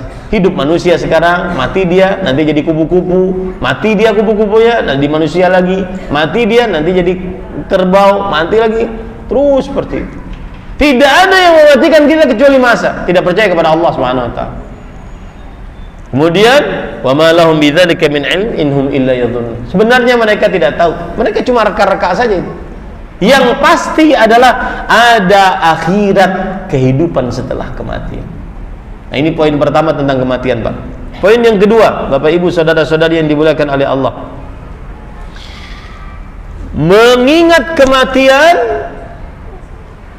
banyak faidahnya untuk hidup di dunia. Di antaranya perkataan seorang ulama besar abad kelima Hijriyah, dinukilkan perkataannya oleh Imam Al-Qurtubi dalam kitabnya At-Tadhkirah bi Ahwal Maut wa Umul Akhirah. Beliau mengatakan, Akthiru dzikra hadhimil ladzat. Man akthara dzikral maut ukrima bi thalatha. Siapa yang banyak mengingat kematian, dia akan diberikan anugerah oleh Allah dengan 3 hal. Yang pertama, ta'jilut taubah, segera bertaubat. Orang yang kecanduan maksiat, agar sembuh dari maksiatnya, coba ingatkan dia tentang kematian. Ingatkan tentang kematian. Apa saja kecanduan maksiatnya, baik kecanduan maksiat melalaikan ketaatan atau melanggar larangan, apa saja maksiatnya, ingatkan tentang kematian, maka dia akan segera bertobat. Itu yang pertama. Yang kedua, qana'atul qalb, puas hati atas pemberian Allah. Dan qana'ah itu ada 3 unsurnya. Yang pertama, al-istighna bil mawjud, mencukupkan dengan yang ada, tidak mencari. Yang kedua, adamul bahthi anil mafqud, tidak mencari yang tidak ada. Yang ketiga, ar-ridha bima a'tallah walau duna kifayah, ridha dengan pemberian Allah walaupun kurang dari cukup. Itu 3 unsur qanaah, dan itu bisa kita dapat kalau kita ingat kematian. Sering sekali seseorang kurang qanaah. Contoh misalkan dalam hal-hal kecil, ini sudah makan nih, ada air, ada nasi, ada lauk, dan seterusnya. Subhanallah, ini kalau tambah kerupuk enak. Ini nggak qanaah ini. Ya, mencukupkan dengan yang ada, tidak mencari yang tidak ada, dan ridha dengan pemberian Allah walaupun kurang dari cukup. Itulah qanaah. Dan itu bisa didapat saat seseorang mengingat kematian. Yang ketiga adalah nasyatul ibadah, semangat untuk beribadah kepada Allah Subhanahu wa taala. Kalau lagi malas, Pak, dan malas itu sebagaimana sudah saya sebut tadi, malas itu pasti datang. Karena itu hadis Rasul, inna likulli amalin syirratan, setiap amal ada masa semangat. Wa likulli syirrah fatrah, setiap masa semangat ada masa fatrah. Fatrah itu artinya adalah lana ba'da mastad, dia melemah setelah dia kuat. Wa sakana ba'da ma taharrak, dia diam setelah dia bergerak. Hebat. Itu pasti datang kepada kita, kemalasan. Maka kalau sedang malas beribadah, maka hendaknya seseorang mengingat kematian. Ayo sebentar lagi mati, ayo. Iya, ingat itu. Ada seorang istri mengatakan kepada suaminya yang malas bangun malam, "Hei fulan, qum, faqad saral qaum." Wahai fulan, bangun. Orang-orang sudah jalan itu, kita masih di sini. Orang-orang sudah jalan menuju Allah Subhanahu wa taala, kita masih di sini. Wa zaduna qalil, sedangkan bekal kita sedikit. Ayo bangun. Dan itu termasuk daripada menggapai ridha Allah. Wallahi Pak, saya tidak mengatakan bahwa keluarga kami keluarga yang paling cemara, sakinah mawaddah rahmah, enggak. Cuma indah hidup suami istri, orang tua anak, ketika dia tahu bahwa ini kehidupan adalah tujuannya menggapai ridha Allah. Itu indah sekali.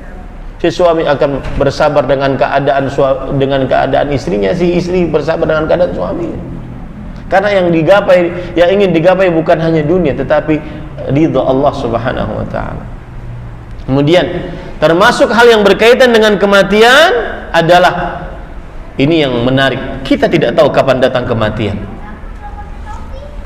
Hanya Allah yang mengetahuinya. Allah berfirman dalam surah Luqman ayat 34. Ini perenungan juga.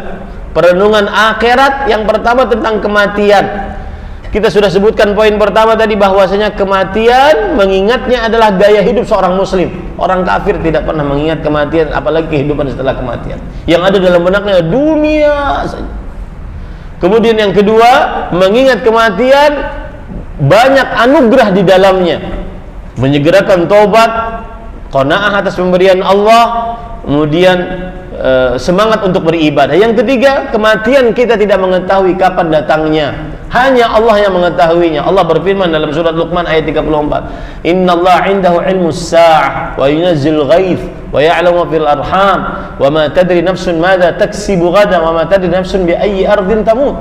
Sesungguhnya di sisi Allah lah ilmu tentang hari kiamat, menurunkan hujan, mengetahui apa yang ada dalam rahim. Seseorang tidak mengetahui apa yang dia perbuat untuk besok hari. Seseorang tidak mengetahui di bumi mana dia meninggal. Maka dengan seperti ini Bapak Ibu, hati-hati sekali. Kalau pergi kemana-mana hati-hati, karena Rasulullah SAW sudah mengingatkan akan hal itu. Innallah idza arada qabda ruha 'abdin bi ardhin ja'ala lahu fiha hajah. Allah jika menginginkan mencabut nyawa seorang hamba di tempat tersebut, Allah akan jadikan hamba ini punya hajat ke tempat tersebut. Kalau seandainya hajatnya di Mekah, di Madinah, alhamdulillah. Sebagaimana kebanyakan dari zaman sekarang, orang-orang yang mungkin sudah berumur tinggal menunggu masa tua saja, atau yang mungkin tidak terlalu perlu lagi untuk begitu semangat mencari dunianya karena sudah banyak persiapannya. Sudah banyak yang berhijrah ke kota Madinah, kota Mekah.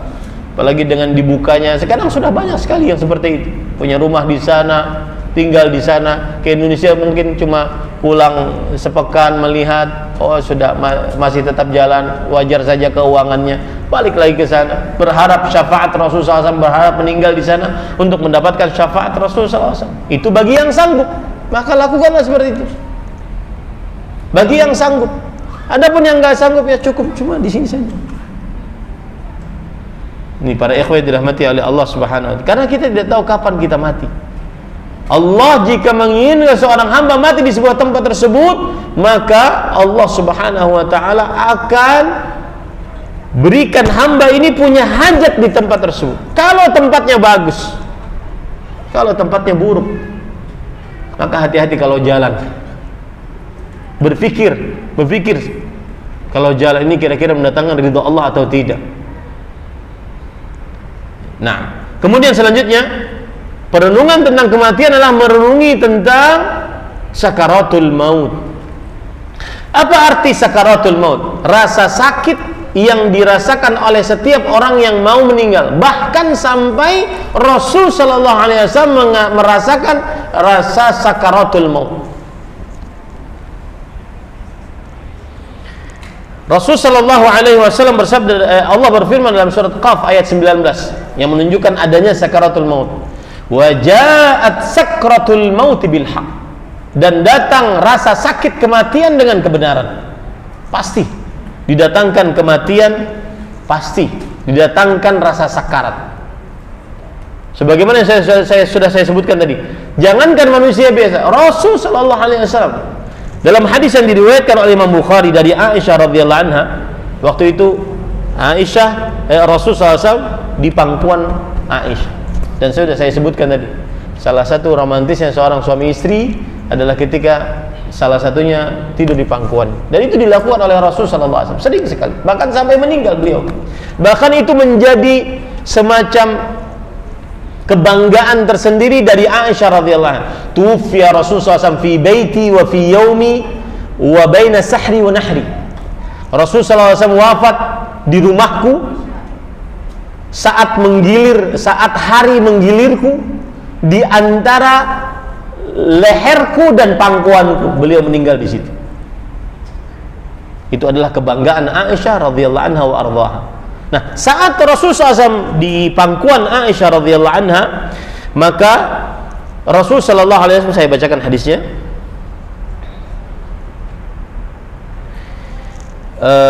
Baina yadayhi raqwah ay ulbah fiha ma. Di hadapan Rasul, misalkan beliau tidur di sini, di hadapan beliau ada semacam ember atau baskom, di dalamnya ada air. Fa ja'ala yudkhilu yadayhi fil ma. Maka beliau memasukkan kedua tangannya dalam air. Fayamsahu bihima wajhah. Kemudian beliau mengusap wajahnya. Begitu terus usap wajah. Dalam beberapa riwayat beliau memakai kain untuk menutupi wajahnya.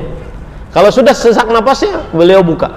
Dalam keadaan demikian, Rasul sallallahu alaihi wasallam bersabda, "La ilaha illallah, inna lil mauti sakarat." La ilaha illallah, sesungguhnya kematian memiliki rasa sekaratnya. Ini menunjukkan bahwasanya sampai Rasul SAW merasakan rasa sekarat tersebut. Dan inilah penjelasan Aisyah radhiyallahu anha. Beliau mengatakan, beliau saksi hidup wafatnya Rasul SAW.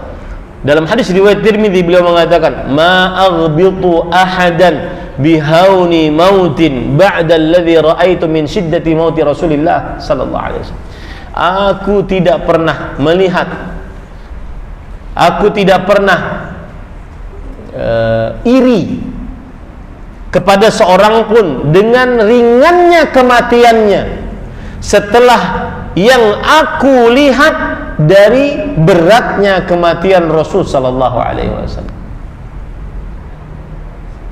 Ini para ikhwan dirahmati oleh Allah Subhanahu wa taala. Bagaimana rasa sekarat tersebut? Diceritakan oleh beberapa sahabat Nabi radhiyallahu anhum. Perhatikan baik-baik dalam kitab Fathul Bari yang ditulis oleh Al-Hafidh Ibnu Hajar. Umar bin Khattab, manusia kedua terbaik setelah para rasul, para nabi, Abu Bakar As-Siddiq, bertanya kepada Ka'ab ibn Malik, sahabat Rasul sallallahu alaihi wasallam, "Akhbirni 'anil maut." Wahai Ka'ab, beritahukan kepadaku tentang kematian. Kemudian Ka'ab menjawab, "Ya Amirul Mukminin, wahai pemimpin orang beriman, wahai Umar bin Khattab, huwa mathalu syajarah kathiratus syauk fi jawf ibni Adam." Dia bagaikan pikirkannya Bapak Ibu dan semua kita akan merasakan. Dia bagaikan sebuah batang pohon berduri dimasukkan ke dalam mulut kita. Falaysa minhu 'irqun wala mafsilun illa wa rajulun shadidudz dzira'ain fahuwa yu'alijuha yanzi'uha. Maka tidak ada urat otot kecuali putus dan pecah. Kemudian kaki bergetar-getar karena pohon, batang pohon tadi yang berduri tadi dimasukkan ke dalam mulut, kemudian ditarik lagi, masuk lagi, tarik lagi. Begitu rasa sekarat yang diceritakan oleh Ka'ab ibn Malik kepada Umar bin Khattab radhiyallahu anhu. Cerita yang lain disebutkan di dalam kitab yang sama, Fathul Bari, syarah kitab Sahih Bukhari. Amr ibn As radhiyallahu anhu pernah mengatakan, "Ya laitani alqa aqilan yasifu lil maut." Alangkah indahnya kalau seandainya aku bertemu dengan orang cerdas menceritakan kepadaku bagaimana tentang kematian. Itu yang berkata Amr ibn As radhiyallahu anhu. Nah, Amr ibn As setelah beberapa lama sakit keras. Lalu datang anaknya Abdullah bin Amr ibn As, sahabat Rasul SAW, ahli hadis. Beliau mengatakan, "Wahai bapakku, engkau pernah mengatakan, alangkah indahnya aku bertemu dengan orang cerdas bisa menceritakan kepadaku bagaimana tentang rasa sekarat kematian. Maka sekarang ceritakanlah kepadaku bagaimana rasa yang engkau rasakan sekarang." Maka Amr bin As berkata, perhatikan baik-baik, "Wallahi, demi Allah," saya sudah menyebutkan tadi, sumpah adalah sebuah ucapan menyebutkan yang diagungkan untuk menekankan pembicaraan. "Laka'anna jambayya fi takh," seakan-akan tubuhku dimasukkan ke dalam tempat yang sempit. "Walaka'anni atanaffasu min sammil ibrah," seakan-akan aku bernafas dari lubang jarum. Pak, Bu, bernafas sekarang dalam-dalam sebelum kita bernafas seperti bernafas dalam lubang jarum. Bernafas sekarang, gunakan nafas tersebut untuk berzikir, baca Quran, amar ma'ruf, nahi munkar. Sebelum nafas tersebut seperti lubang jarum, tidak bisa ngapa-ngapain kita. Wa ka'anna ghusna syaukin yujarru min qadami ila hamati, seakan-akan ghusna syauk, seakan-akan ada ranting berduri dipukulkan kepadaku dari bawah kakiku sampai kepalaku. Ilhamati hamah. Itu rasa sekarat kematian. Itu semua yang akan kita hadapi. Bermanfaat saat itu mendendam. Manfaat yang kita kumpul-kumpulkan selama ini, yang kita bangga-banggakan. I'lamu annamal hayatud dunya la'ib wa lahu wa zinah wa tafakhur wa takatsur bainakum wa takatsur fil amwali wal aulad. Ketahuilah kehidupan dunia hanyalah permainan yang melalaikan, permainan sesuatu yang melalaikan, memperbanyak harta, berbangga-bangga dengan anak dan harta. Manfaat saat itu. Kalau ada orang bertanya, Ustaz, kan ada hadis berbunyi man kana akhir kalami la ilaha illallah dakhal jannah. Barang siapa yang terakhir perucapannya adalah la ilaha illallah, maka dia masuk surga. Saya di dunia saya hafal la ilaha illallah. Apakah saya bisa mengucapkannya saat dalam keadaan sekarat? Maka jawabannya tergantung amal dan iman, bukan tergantung dari dia bisa atau tidak. Ini Bapak Ibu Saudara, saya jadi ingat mama saya rahimahullah. Subhanallah, waktu itu malam Kamis setelah saya pengajian, dan beliau paling suka pengajian temanya tema yang seperti ini. Malam Kamis itu beliau bertanya, saya dipanggil di rumah Jain. Kalau orang dalam keadaan koma, apa yang terjadi pada dirinya? Maka saya waktu itu menjawab, kebiasaannya Bu. Kalau kebiasaannya berzikir, saat itu dia akan berzikir. Kalau kebiasaannya baca Quran, saat itu dia akan baca Quran. Karena koma di luar kemampuan manusia. Yang bisa bertindak hanya kebiasaan baiknya atau buruknya. Makanya Imam Al-Qayyim rahimahullah bercerita, ada orang saat dalam keadaan sekarat dikatakan kepada dia, qul la ilaha illallah, ucapkan la ilaha illallah. Maka dia mengatakan syahid, kalau bahasa kita sekak, ter. Ternyata suka main judi lewat caturnya, dan itu dia bawa saat akhir hayatnya. Kehidupan sekarat di luar kemampuan manusia. Kehidupan sekarat petunjuk dari Allah Subhanahu wa ta'ala. Dan subhanallah, sepekan setelah beliau bertanya itu, sepekan itu beliau koma karena pembuluh darah pecah akibat kebanyakan beribadah puasa, menerima tamu, sholat malam, paginya kemudian ikut pengajian.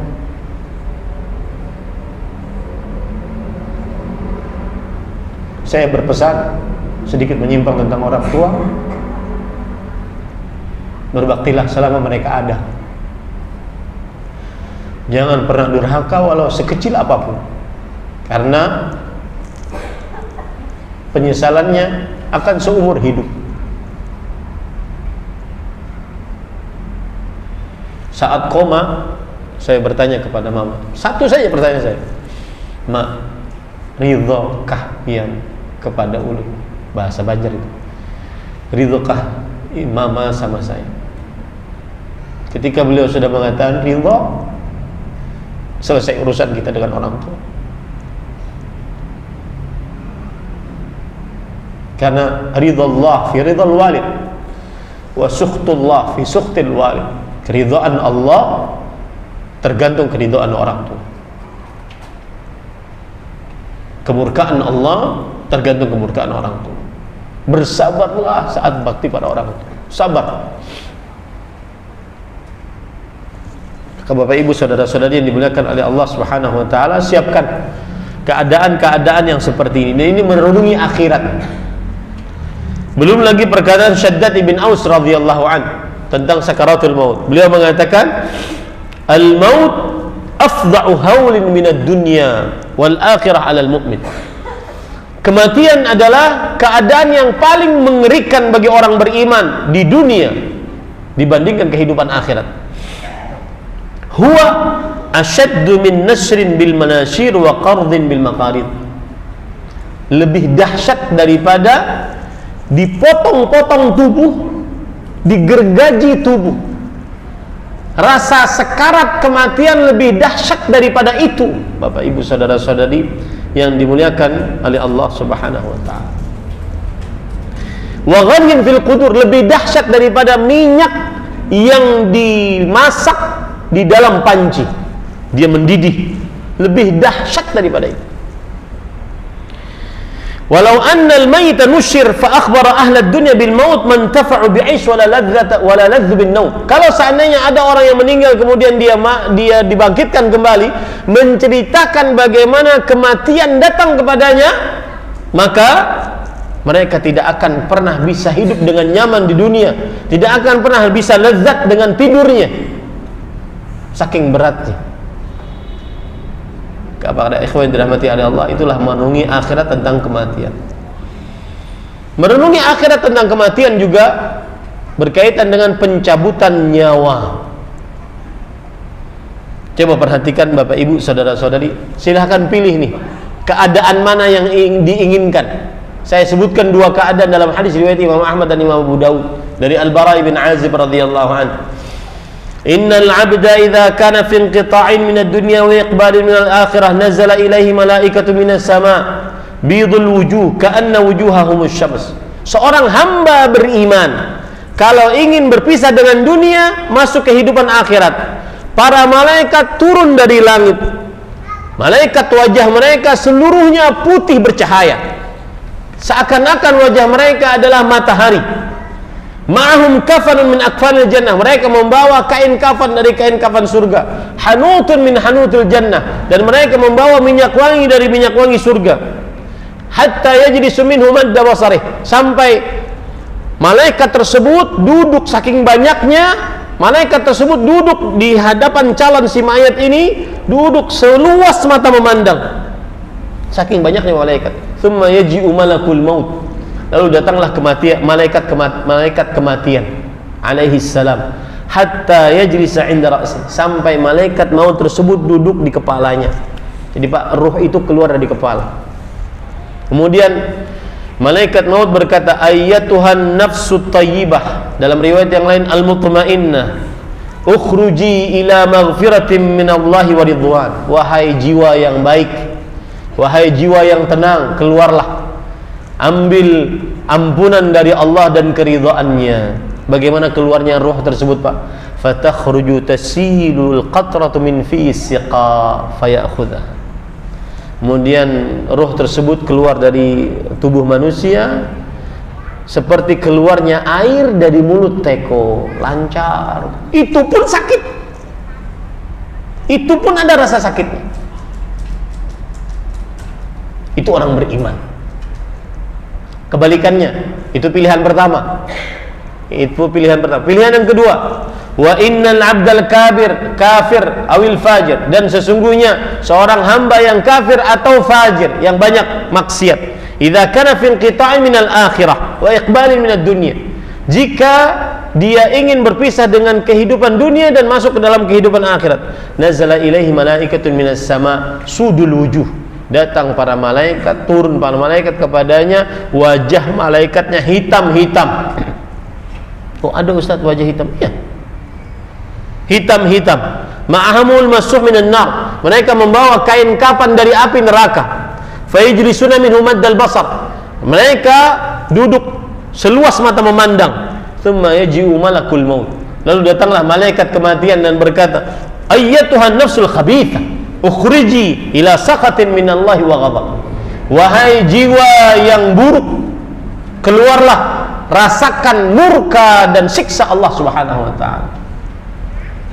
Fatafarraqa fi jasadih fayantazi'uha kama yantazi'u as-sufudul kathirus sya'ab minas sufil mablul fataqatta'a ma'al 'uruq wal 'asab. Maka keluarlah jasad tersebut, keluarlah roh tersebut dari jasadnya, maka malaikat menariknya sebagaimana orang, perhatikan ini contoh, penyebutan ini untuk contoh agar kita bisa mengimajinasikan sebagaimana orang menarik bulu domba yang basah.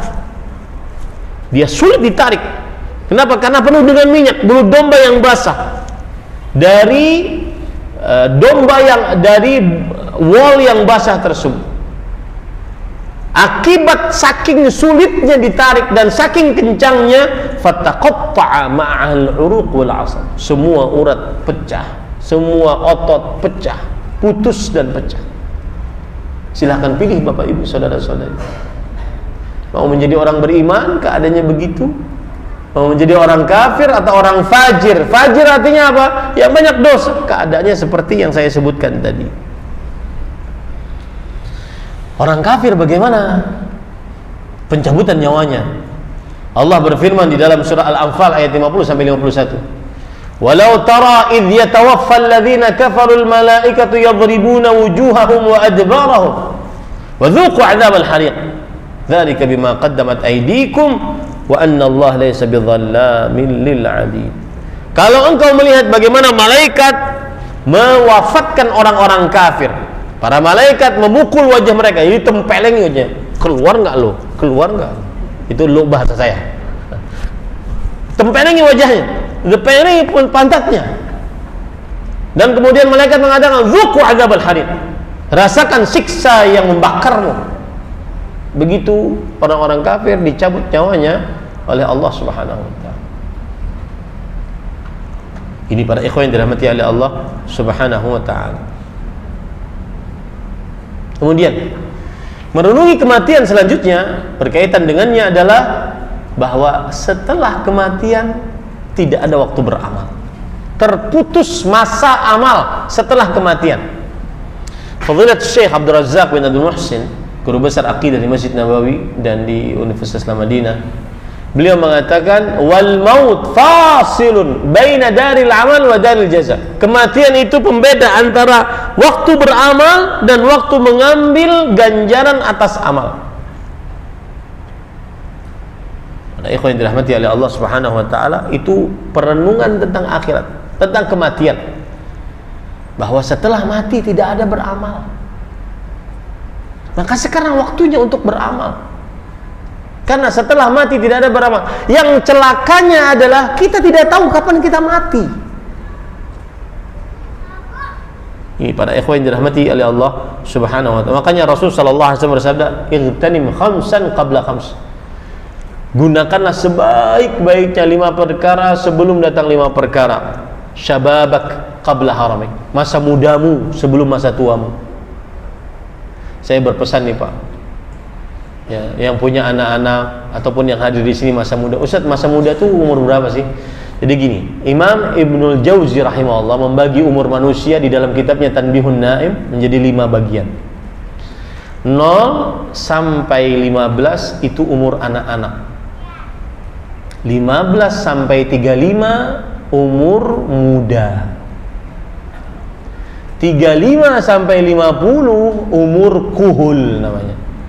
Al-kuhlu bahasa Arabnya umur matang. Biasanya umur-umur ini sudah tidak mau berubah-ubah lagi. Ini adalah hasil dari umur tadi. Yang kedua, 15 sampai 35. Umur 35 sampai 50 itu hasil dari umur kedua tadi. Ya, umur 50 sampai 60 umur syaikhukhah, umur tua. Ini sudah harus siap-siap untuk bertemu dengan kawan-kawannya yang telah mendahuluinya.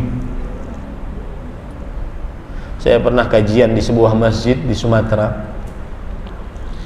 Lalu saya lihat, ini kok DKM-nya semuanya umur-umur pensiunan. Umur mendekati 60, bahkan ada yang 60. Kemudian saya kumpulkan, Pak, ayo kita kumpul Pak, sini Pak, saya ingin ngobrol sebentar. Ini kenapa DKM masjid ini semuanya umur-umur pensiunan? Ustadz, kami ini para lelaki yang sudah tidak diperlukan lagi keberadaannya di rumah.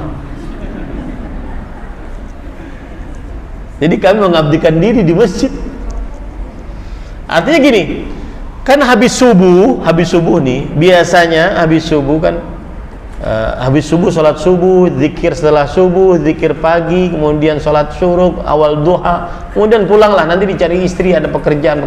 Ini enggak, laki-laki ini sudah tidak diperlukan, ditanya sama istri juga enggak, ente pulang enggak pulang terserah ente deh. Ya, karena ya sudah tua masing-masing gitu, punya kehidupan masing-masing gitu. Maka Bapak Ibu saudara-saudari yang dimuliakan oleh Allah Subhanahu wa taala, akhirnya mereka mengabdikan diri di masjid. Subhanallah, masjidnya wangi, masjidnya bersih, mushafnya disampul oleh mereka karena mereka adalah orang-orang perusahaan penuh dengan dedikasi peraturan, maka banyak peraturan-peraturan yang mereka bikin dan seterusnya. Jadi panitia kajian dan seterusnya. Akhir hidupnya begitu seperti itu. Maka Bapak Ibu saudara-saudari, kita tidak tahu kapan akhir hidup kita. Terputus waktu beramal. Dan manisnya hidup di dunia seseorang, ingat baik-baik, perhatikan baik-baik, manisnya hidup di dunia seseorang adalah ketika di akhir hayat dia diberi petunjuk untuk lebih semangat beramal ibadah kepada Allah SWT. Dan ini pelajaran Ramadan. Nabi Muhammad SAW i'tikaf di setiap tahun 9 kali beliau i'tikaf selama hidup beliau. Di i'tikaf yang ke-9 yang di waktu itu beliau meninggal, beliau beriktikaf 20 hari. Para ulama mengatakan bahwa manisnya hidup seseorang adalah ketika di akhir umurnya, di masa tuanya, sebelum meninggal, dia diberi petunjuk untuk lebih beribadah kepada Allah Subhanahu wa taala. Lebih semangat baca Quran, lebih mengurangi kehidupan dunia. Sudahlah, kehidupan dunia saya nggak mau. Masjid, ngaji, Quran, masjid, ngaji, Quran, sholat, itu saja yang ada. Nah, di sini saya ingin menyinggung sedikit tentang bakti orang tua. Sebagian anak-anak yang kalau sudah berumur 40 biasanya sudah matang, sudah punya anak, istri, rumah, dan segala macam, sudah dia punya lah. Dia sudah memiliki dunianya lah. Akhirnya dia ingin berbakti pada orang tuanya. Dia belikan orang tuanya HP. Orang tuanya umurnya berapa? 60-an lebih. Yang aturan tadi, kata Imam Al-Jauzi, yang keempat tadi kan 50 sampai 60. Aturan dia sudah persiapan. Nah, Ustadz yang kelima berapa? 60 sampai 80. Ini super tua. Dalam bahasa Arabnya haram. Itu super tua. Itu sudah bonus itu. Itu nggak ada lagi sudah urusan dunia. Yang ada hanya urusan akhirat saja. Ya, urusan dunia nggak ada lagi sudah. Makanya kadang-kadang anak ingin bakti pada orang tuanya. Umur orang tuanya 60 dikasih HP, smartphone. Akhirnya nonton media sosial. Mushafnya ditutup.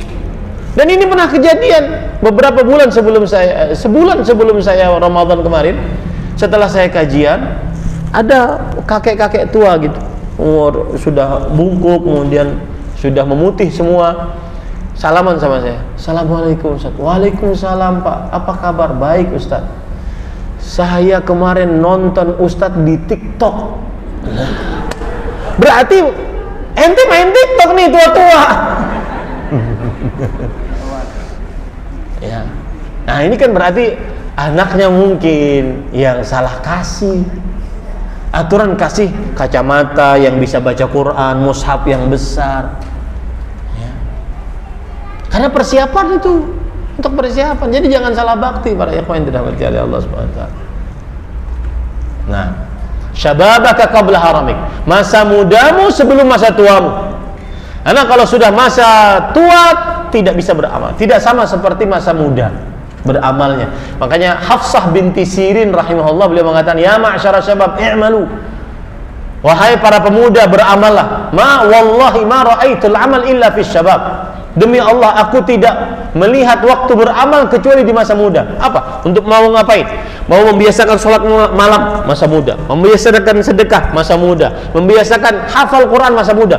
Kalau sudah masa tua, yang tadi 50 ke 60, 60 ke 80, super tua, itu hafal wadduha pagi, sore lupa.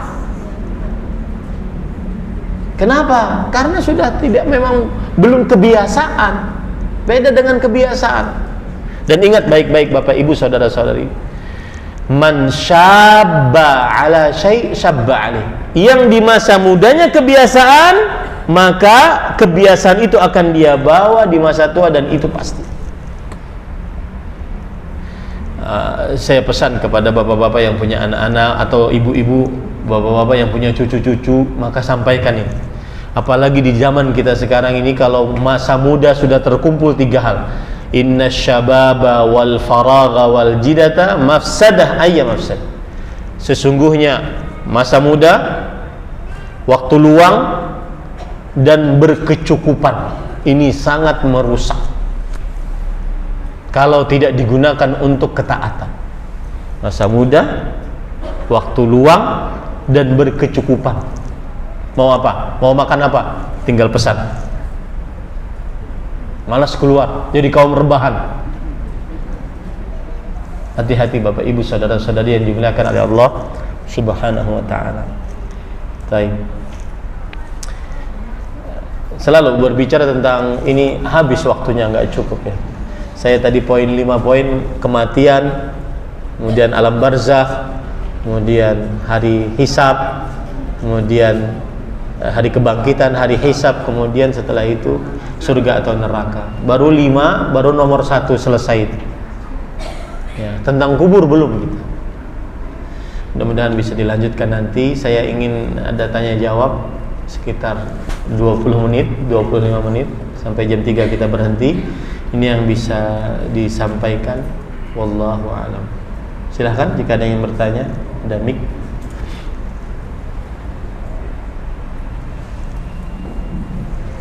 Silakan kalau ada yang mau bertanya. Ya, ibu-ibu mungkin bisa ditulis.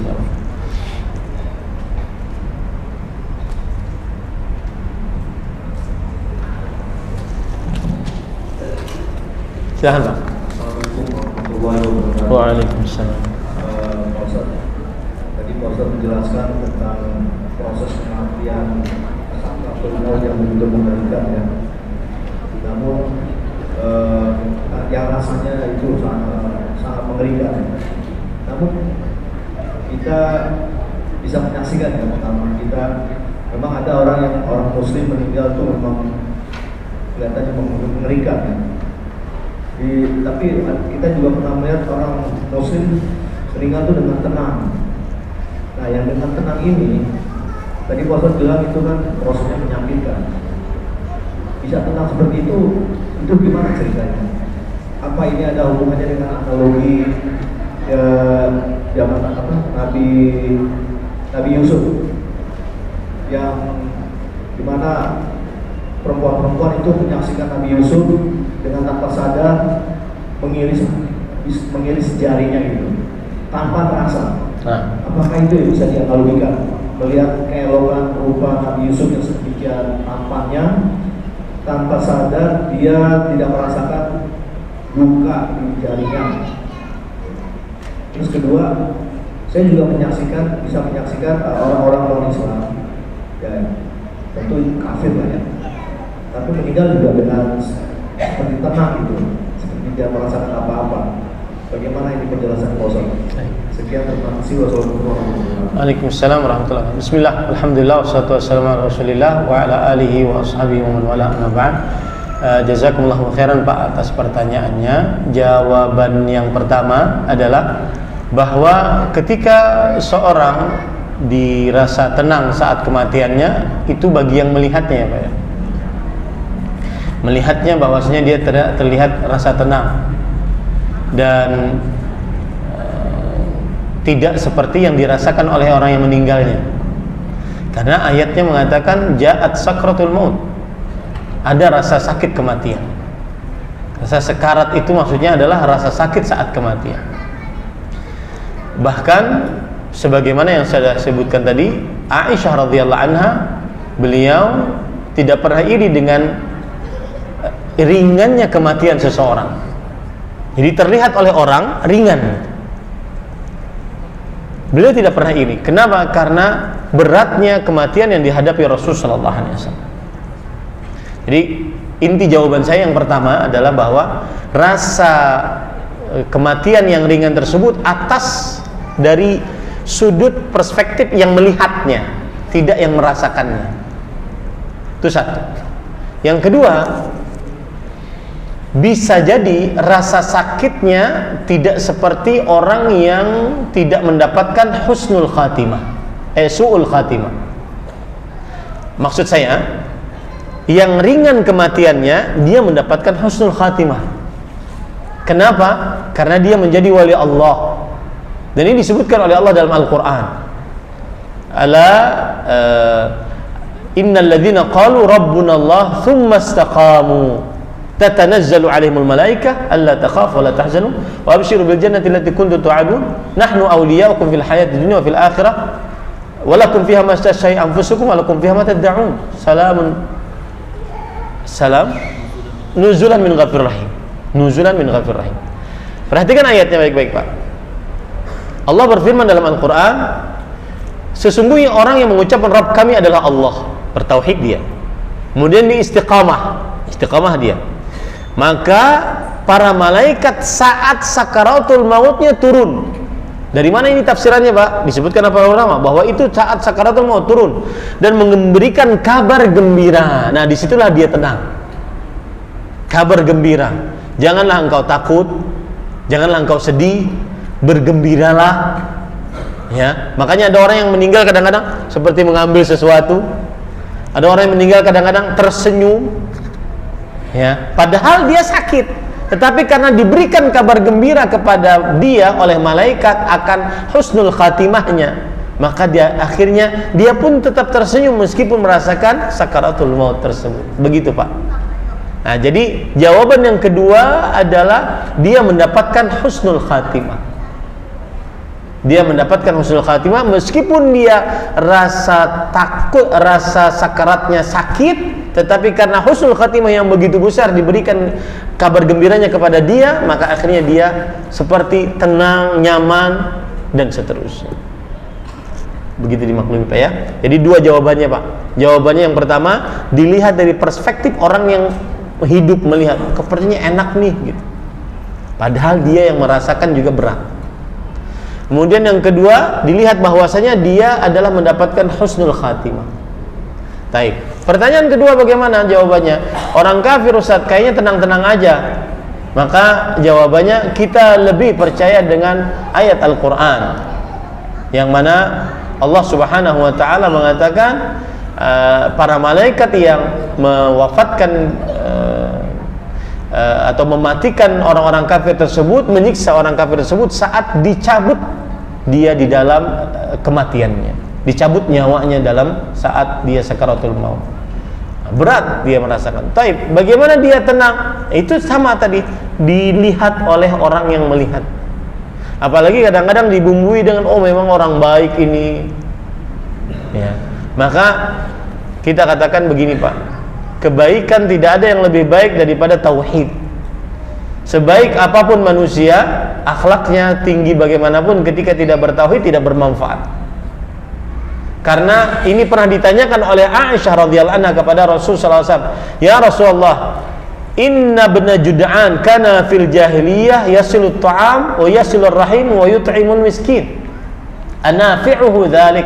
Wahai Rasulullah, sesungguhnya Ibnu Jud'an di masa jahiliyah beliau suka menyambung hubungan rahim, memberi makan kepada orang-orang. Apakah itu bermanfaat?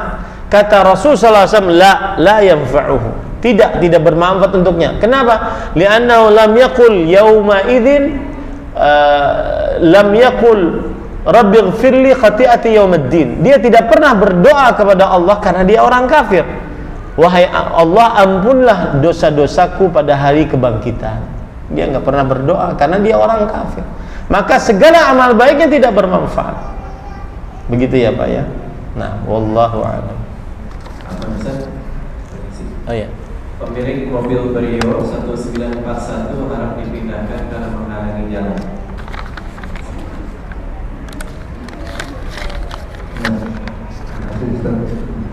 Sedikit ada. Silakan. Ini penasaran dengan kata-kata ini. Nah. Siapa yang mengenal dirinya Sungguh ia telah mengenal Tuhan. Nah, Mohon penjelasan lebih detail yang dimaksud mengenal dirinya dengan mengenal Tuhan. man arafa nafsahu arafa rabbahu. Barang siapa yang mengenal dirinya maka dia akan mengenal Allah Subhanahu wa taala. Pertama ini bukan hadis. Yang kedua, jika dimaksud dari pertanyaan itu maksud yang benar, bisa saja. Jadi perkataan itu tidak mesti salah, tidak mesti benar, tapi dibawa kemana perkataan itu. Kalau yang dimaksud adalah man arafa nafsahu arafa rabbah, yang dimaksud dia adalah melihat dirinya sebagai makhluk Allah dengan begitu macam ciptaan yang sempurna di dalam dirinya dari ciptaan-ciptaan Allah, maka akhirnya dia mengenal Allah Subhanahu wa taala sebagai penciptanya. Nah, ini benar. Allah berfirman dalam Al-Quran, wa fi anfusikum afala tubsirun. Di dalam diri kalian apakah kalian tidak melihat kuasa Allah Subhanahu wa taala? Nah, itu persis dengan perkataan ini. Siapa yang mengenal dirinya, dia akan mengenal Allah Subhanahu wa taala. Dia mengenal, oh saya ini makhluk fi ahsani taqwim, makhluk dalam bentuk rupa yang sangat sempurna. Dari mulai ujung rambut sampai ujung kaki, Allah sangat sempurna menciptakan manusia. Bahkan saking sempurnanya, ada jenis kelamin perempuan dan jenis kelamin laki-laki. Sempurna. Ketika dia mengenal itu daripada dirinya, maka dia mengakui bahwasanya ini pasti ada penciptanya. Yang mencipta adalah Allah. Nah, itu yang dimaksud dengan siapa yang mengenal dirinya, dia mengenal Allah Subhanahu wa taala. Kalau dibawa ke situ benar. Paham ya Pak ya? Kalau dibawa ke situ benar. Tetapi kalau seandainya dibawa kepada akidah wahdatul wujud, keliru. Siapa yang mengenal dirinya berarti dia mengenal Allah, maka dirinya adalah Allah. Nah, itu yang keliru. Paham ya Pak ya? Di situ yang kadang-kadang kelewat batas. Dia mikirkan dirinya sehingga timbullah perkataan bahwa ana a'budu wa ya'buduni anna yukallaf. Yang artinya aku menyembah dia. Dia menyembah aku dan dia sama saja. Lalu siapa yang berhak jadi hamba begitu? Nah, ini terlalu berlebihan, memakai akalnya di luar batas kemampuannya. Gara-gara perkataan itu tadi. Ya. Jadi perkataan itu kalau dilihat dari sudut pandang yang benar, maka akan benar. Itu kita mengenal bahwa diri kita adalah makhluk ciptaan Allah Subhanahu wa taala, maka kita mengenal bahwasanya ada yang Khaliq, yang Maha Pencipta. Dan pengenalan seperti inilah yang membuat Adi bin Mut'im, sahabat Nabi, Adi bin Mut'im namanya, beliau masuk Islam. Karena beliau berpikir, ada Allah berfirman dalam Al-Quran, am khuliqu min ghairi syai' am humul khaliqun. Apakah mereka diciptakan tanpa sesuatu atau mereka mencipta diri mereka sendiri? Nah, ini hampir sama, ada hubungannya dengan perkataan Bapak tadi. Barang siapa yang mengenal dirinya, maka dia akan mengenal Allah Subhanahu wa taala. Apakah kita ini diciptakan tanpa ada penciptanya atau kita menciptakan diri kita sendiri? Nah, ketika kita merenungi itu, oh enggak, kita pasti ada penciptanya, Allah Subhanahu wa taala. Nah, itu dia. Jadi perkataan itu kalau dibawa kepada yang benar akan jadi benar. Tapi itu bukan hadis Rasulullah SAW. Bukan hadis. Nah, ini para ikhwan yang dirahmati oleh Allah Subhanahu wa taala. Baik, saya menjawab ini ya, banyak. Saat orang yang meninggal dunia sebelumnya, bagaimana memastikan bahwa akhir hidupnya beliau melafazkan la ilaha illallah? Apakah bisa dengan beliau merespon dengan isyarat tangan, misal saat sebelum ditalqin? Jadi begini, kita tidak tahu orang ini husnul khatimah atau tidak, hanya Allah yang mengetahuinya. Tetapi ada tanda-tanda yang kita berharap dia husnul khatimah. Di antaranya mengucapkan la ilaha illallah di akhir hayatnya, atau menunjukkan hal-hal yang menunjukkan kepada la ilaha illallah di akhir hayatnya, atau menunjukkan kepada amalan-amalan saleh yang dia kerjakan di akhir hayatnya. Mudah-mudahan itu sebagai tanda dia beramal saleh, dia mendapatkan husnul khatimah. Atau tanda-tanda yang disebutkan oleh Rasul sallallahu alaihi wasallam, seperti misalkan al-mu'min yamutu bi'araqi jarbini. Orang yang beriman itu meninggal dalam keadaan dahinya penuh dengan keringat. Tetapi sebagai manusia kita tidak bisa mengklaim bahwa si fulan husnul khatimah. Kita berharap dia husnul khatimah. Nah, ya. Jadi kalau ditanya bagaimana kita mengetahui orang ini husnul khatimah, mudah-mudahan dengan cara kita mentalkinkannya sehingga dia mengucapkan la ilaha illallah atau menunjukkan jarinya, sebagaimana Rasul sallallahu alaihi wasallam di dalam hidupnya beliau mengatakan Allahumma fashhad, ya Allah saksikanlah, ya, karena ini tanda tauhid. Atau dia mengerjakan amal-amal soleh saat masa hidupnya seperti azan, seperti baca Quran. Karena kebiasaan dia memandangkan azan, kebiasaan dia membaca Al-Quran, berzikir, maka saat meninggal dia pun berzikir. Nah, ini tanda-tanda husnul khatimah. Wallahu a'lam. Apakah hanya 2 anak saleh yang akan membantu orang tua yang sudah meninggal? Kata saleh apakah merujuk hanya anak laki-laki saja, atau kata saleh mencakup anak saleh, salehah? Bagaimana dengan doa-doa baik dari istri, kerabat dan orang-orang yang mendoakannya rahimahullah, apakah juga termasuk meringankan hisab beliau? Iya. Begini, hadisnya akan berbunyi begini: jika seorang anak Adam meninggal, terputus amalnya kecuali dari 3. Salah satunya awaladin saleh yad'ulah, anak yang saleh yang mendoakannya. Walad di sini memang secara arti bahasa adalah anak laki-laki, tetapi bisa dimaksudkan adalah jenis anak, seluruh anak baik laki-laki ataupun perempuan. Kata saleh bukan hanya mencakup laki-laki saja, tetapi juga perempuan. Itu satu. Yang kedua adalah doa dari orang lain juga bermanfaat, bukan hanya anak saleh, tetapi seluruh doa bermanfaat. Ini saya sedang nulis tesis dengan judul ahadits doa lil mayit. Doa-doa, hadis-hadis tentang doa untuk mayit. Maka doa siapapun kepada orang yang meninggal, yang sudah meninggal, dikabulkan oleh Allah Subhanahu wa taala, asalkan yang berdoa orang beriman. Salah satu dalil yang sangat tegas adalah sholat jenazah. Sholat jenazah kan yang hadir dari sholat jenazah siapa? Bukan kerabat, bukan orang tua. Sebagian iya kerabat, sebagian istri, sebagian anak. Tapi doanya dikabulkan, disyariatkan untuk berdoa kepada orang yang meninggal. Jadi kerabat, istri, anak, orang tua mendoakan orang yang sudah meninggal, dikabulkan oleh Allah Subhanahu wa taala. Bermanfaat untuk orang yang meninggal insyaallah.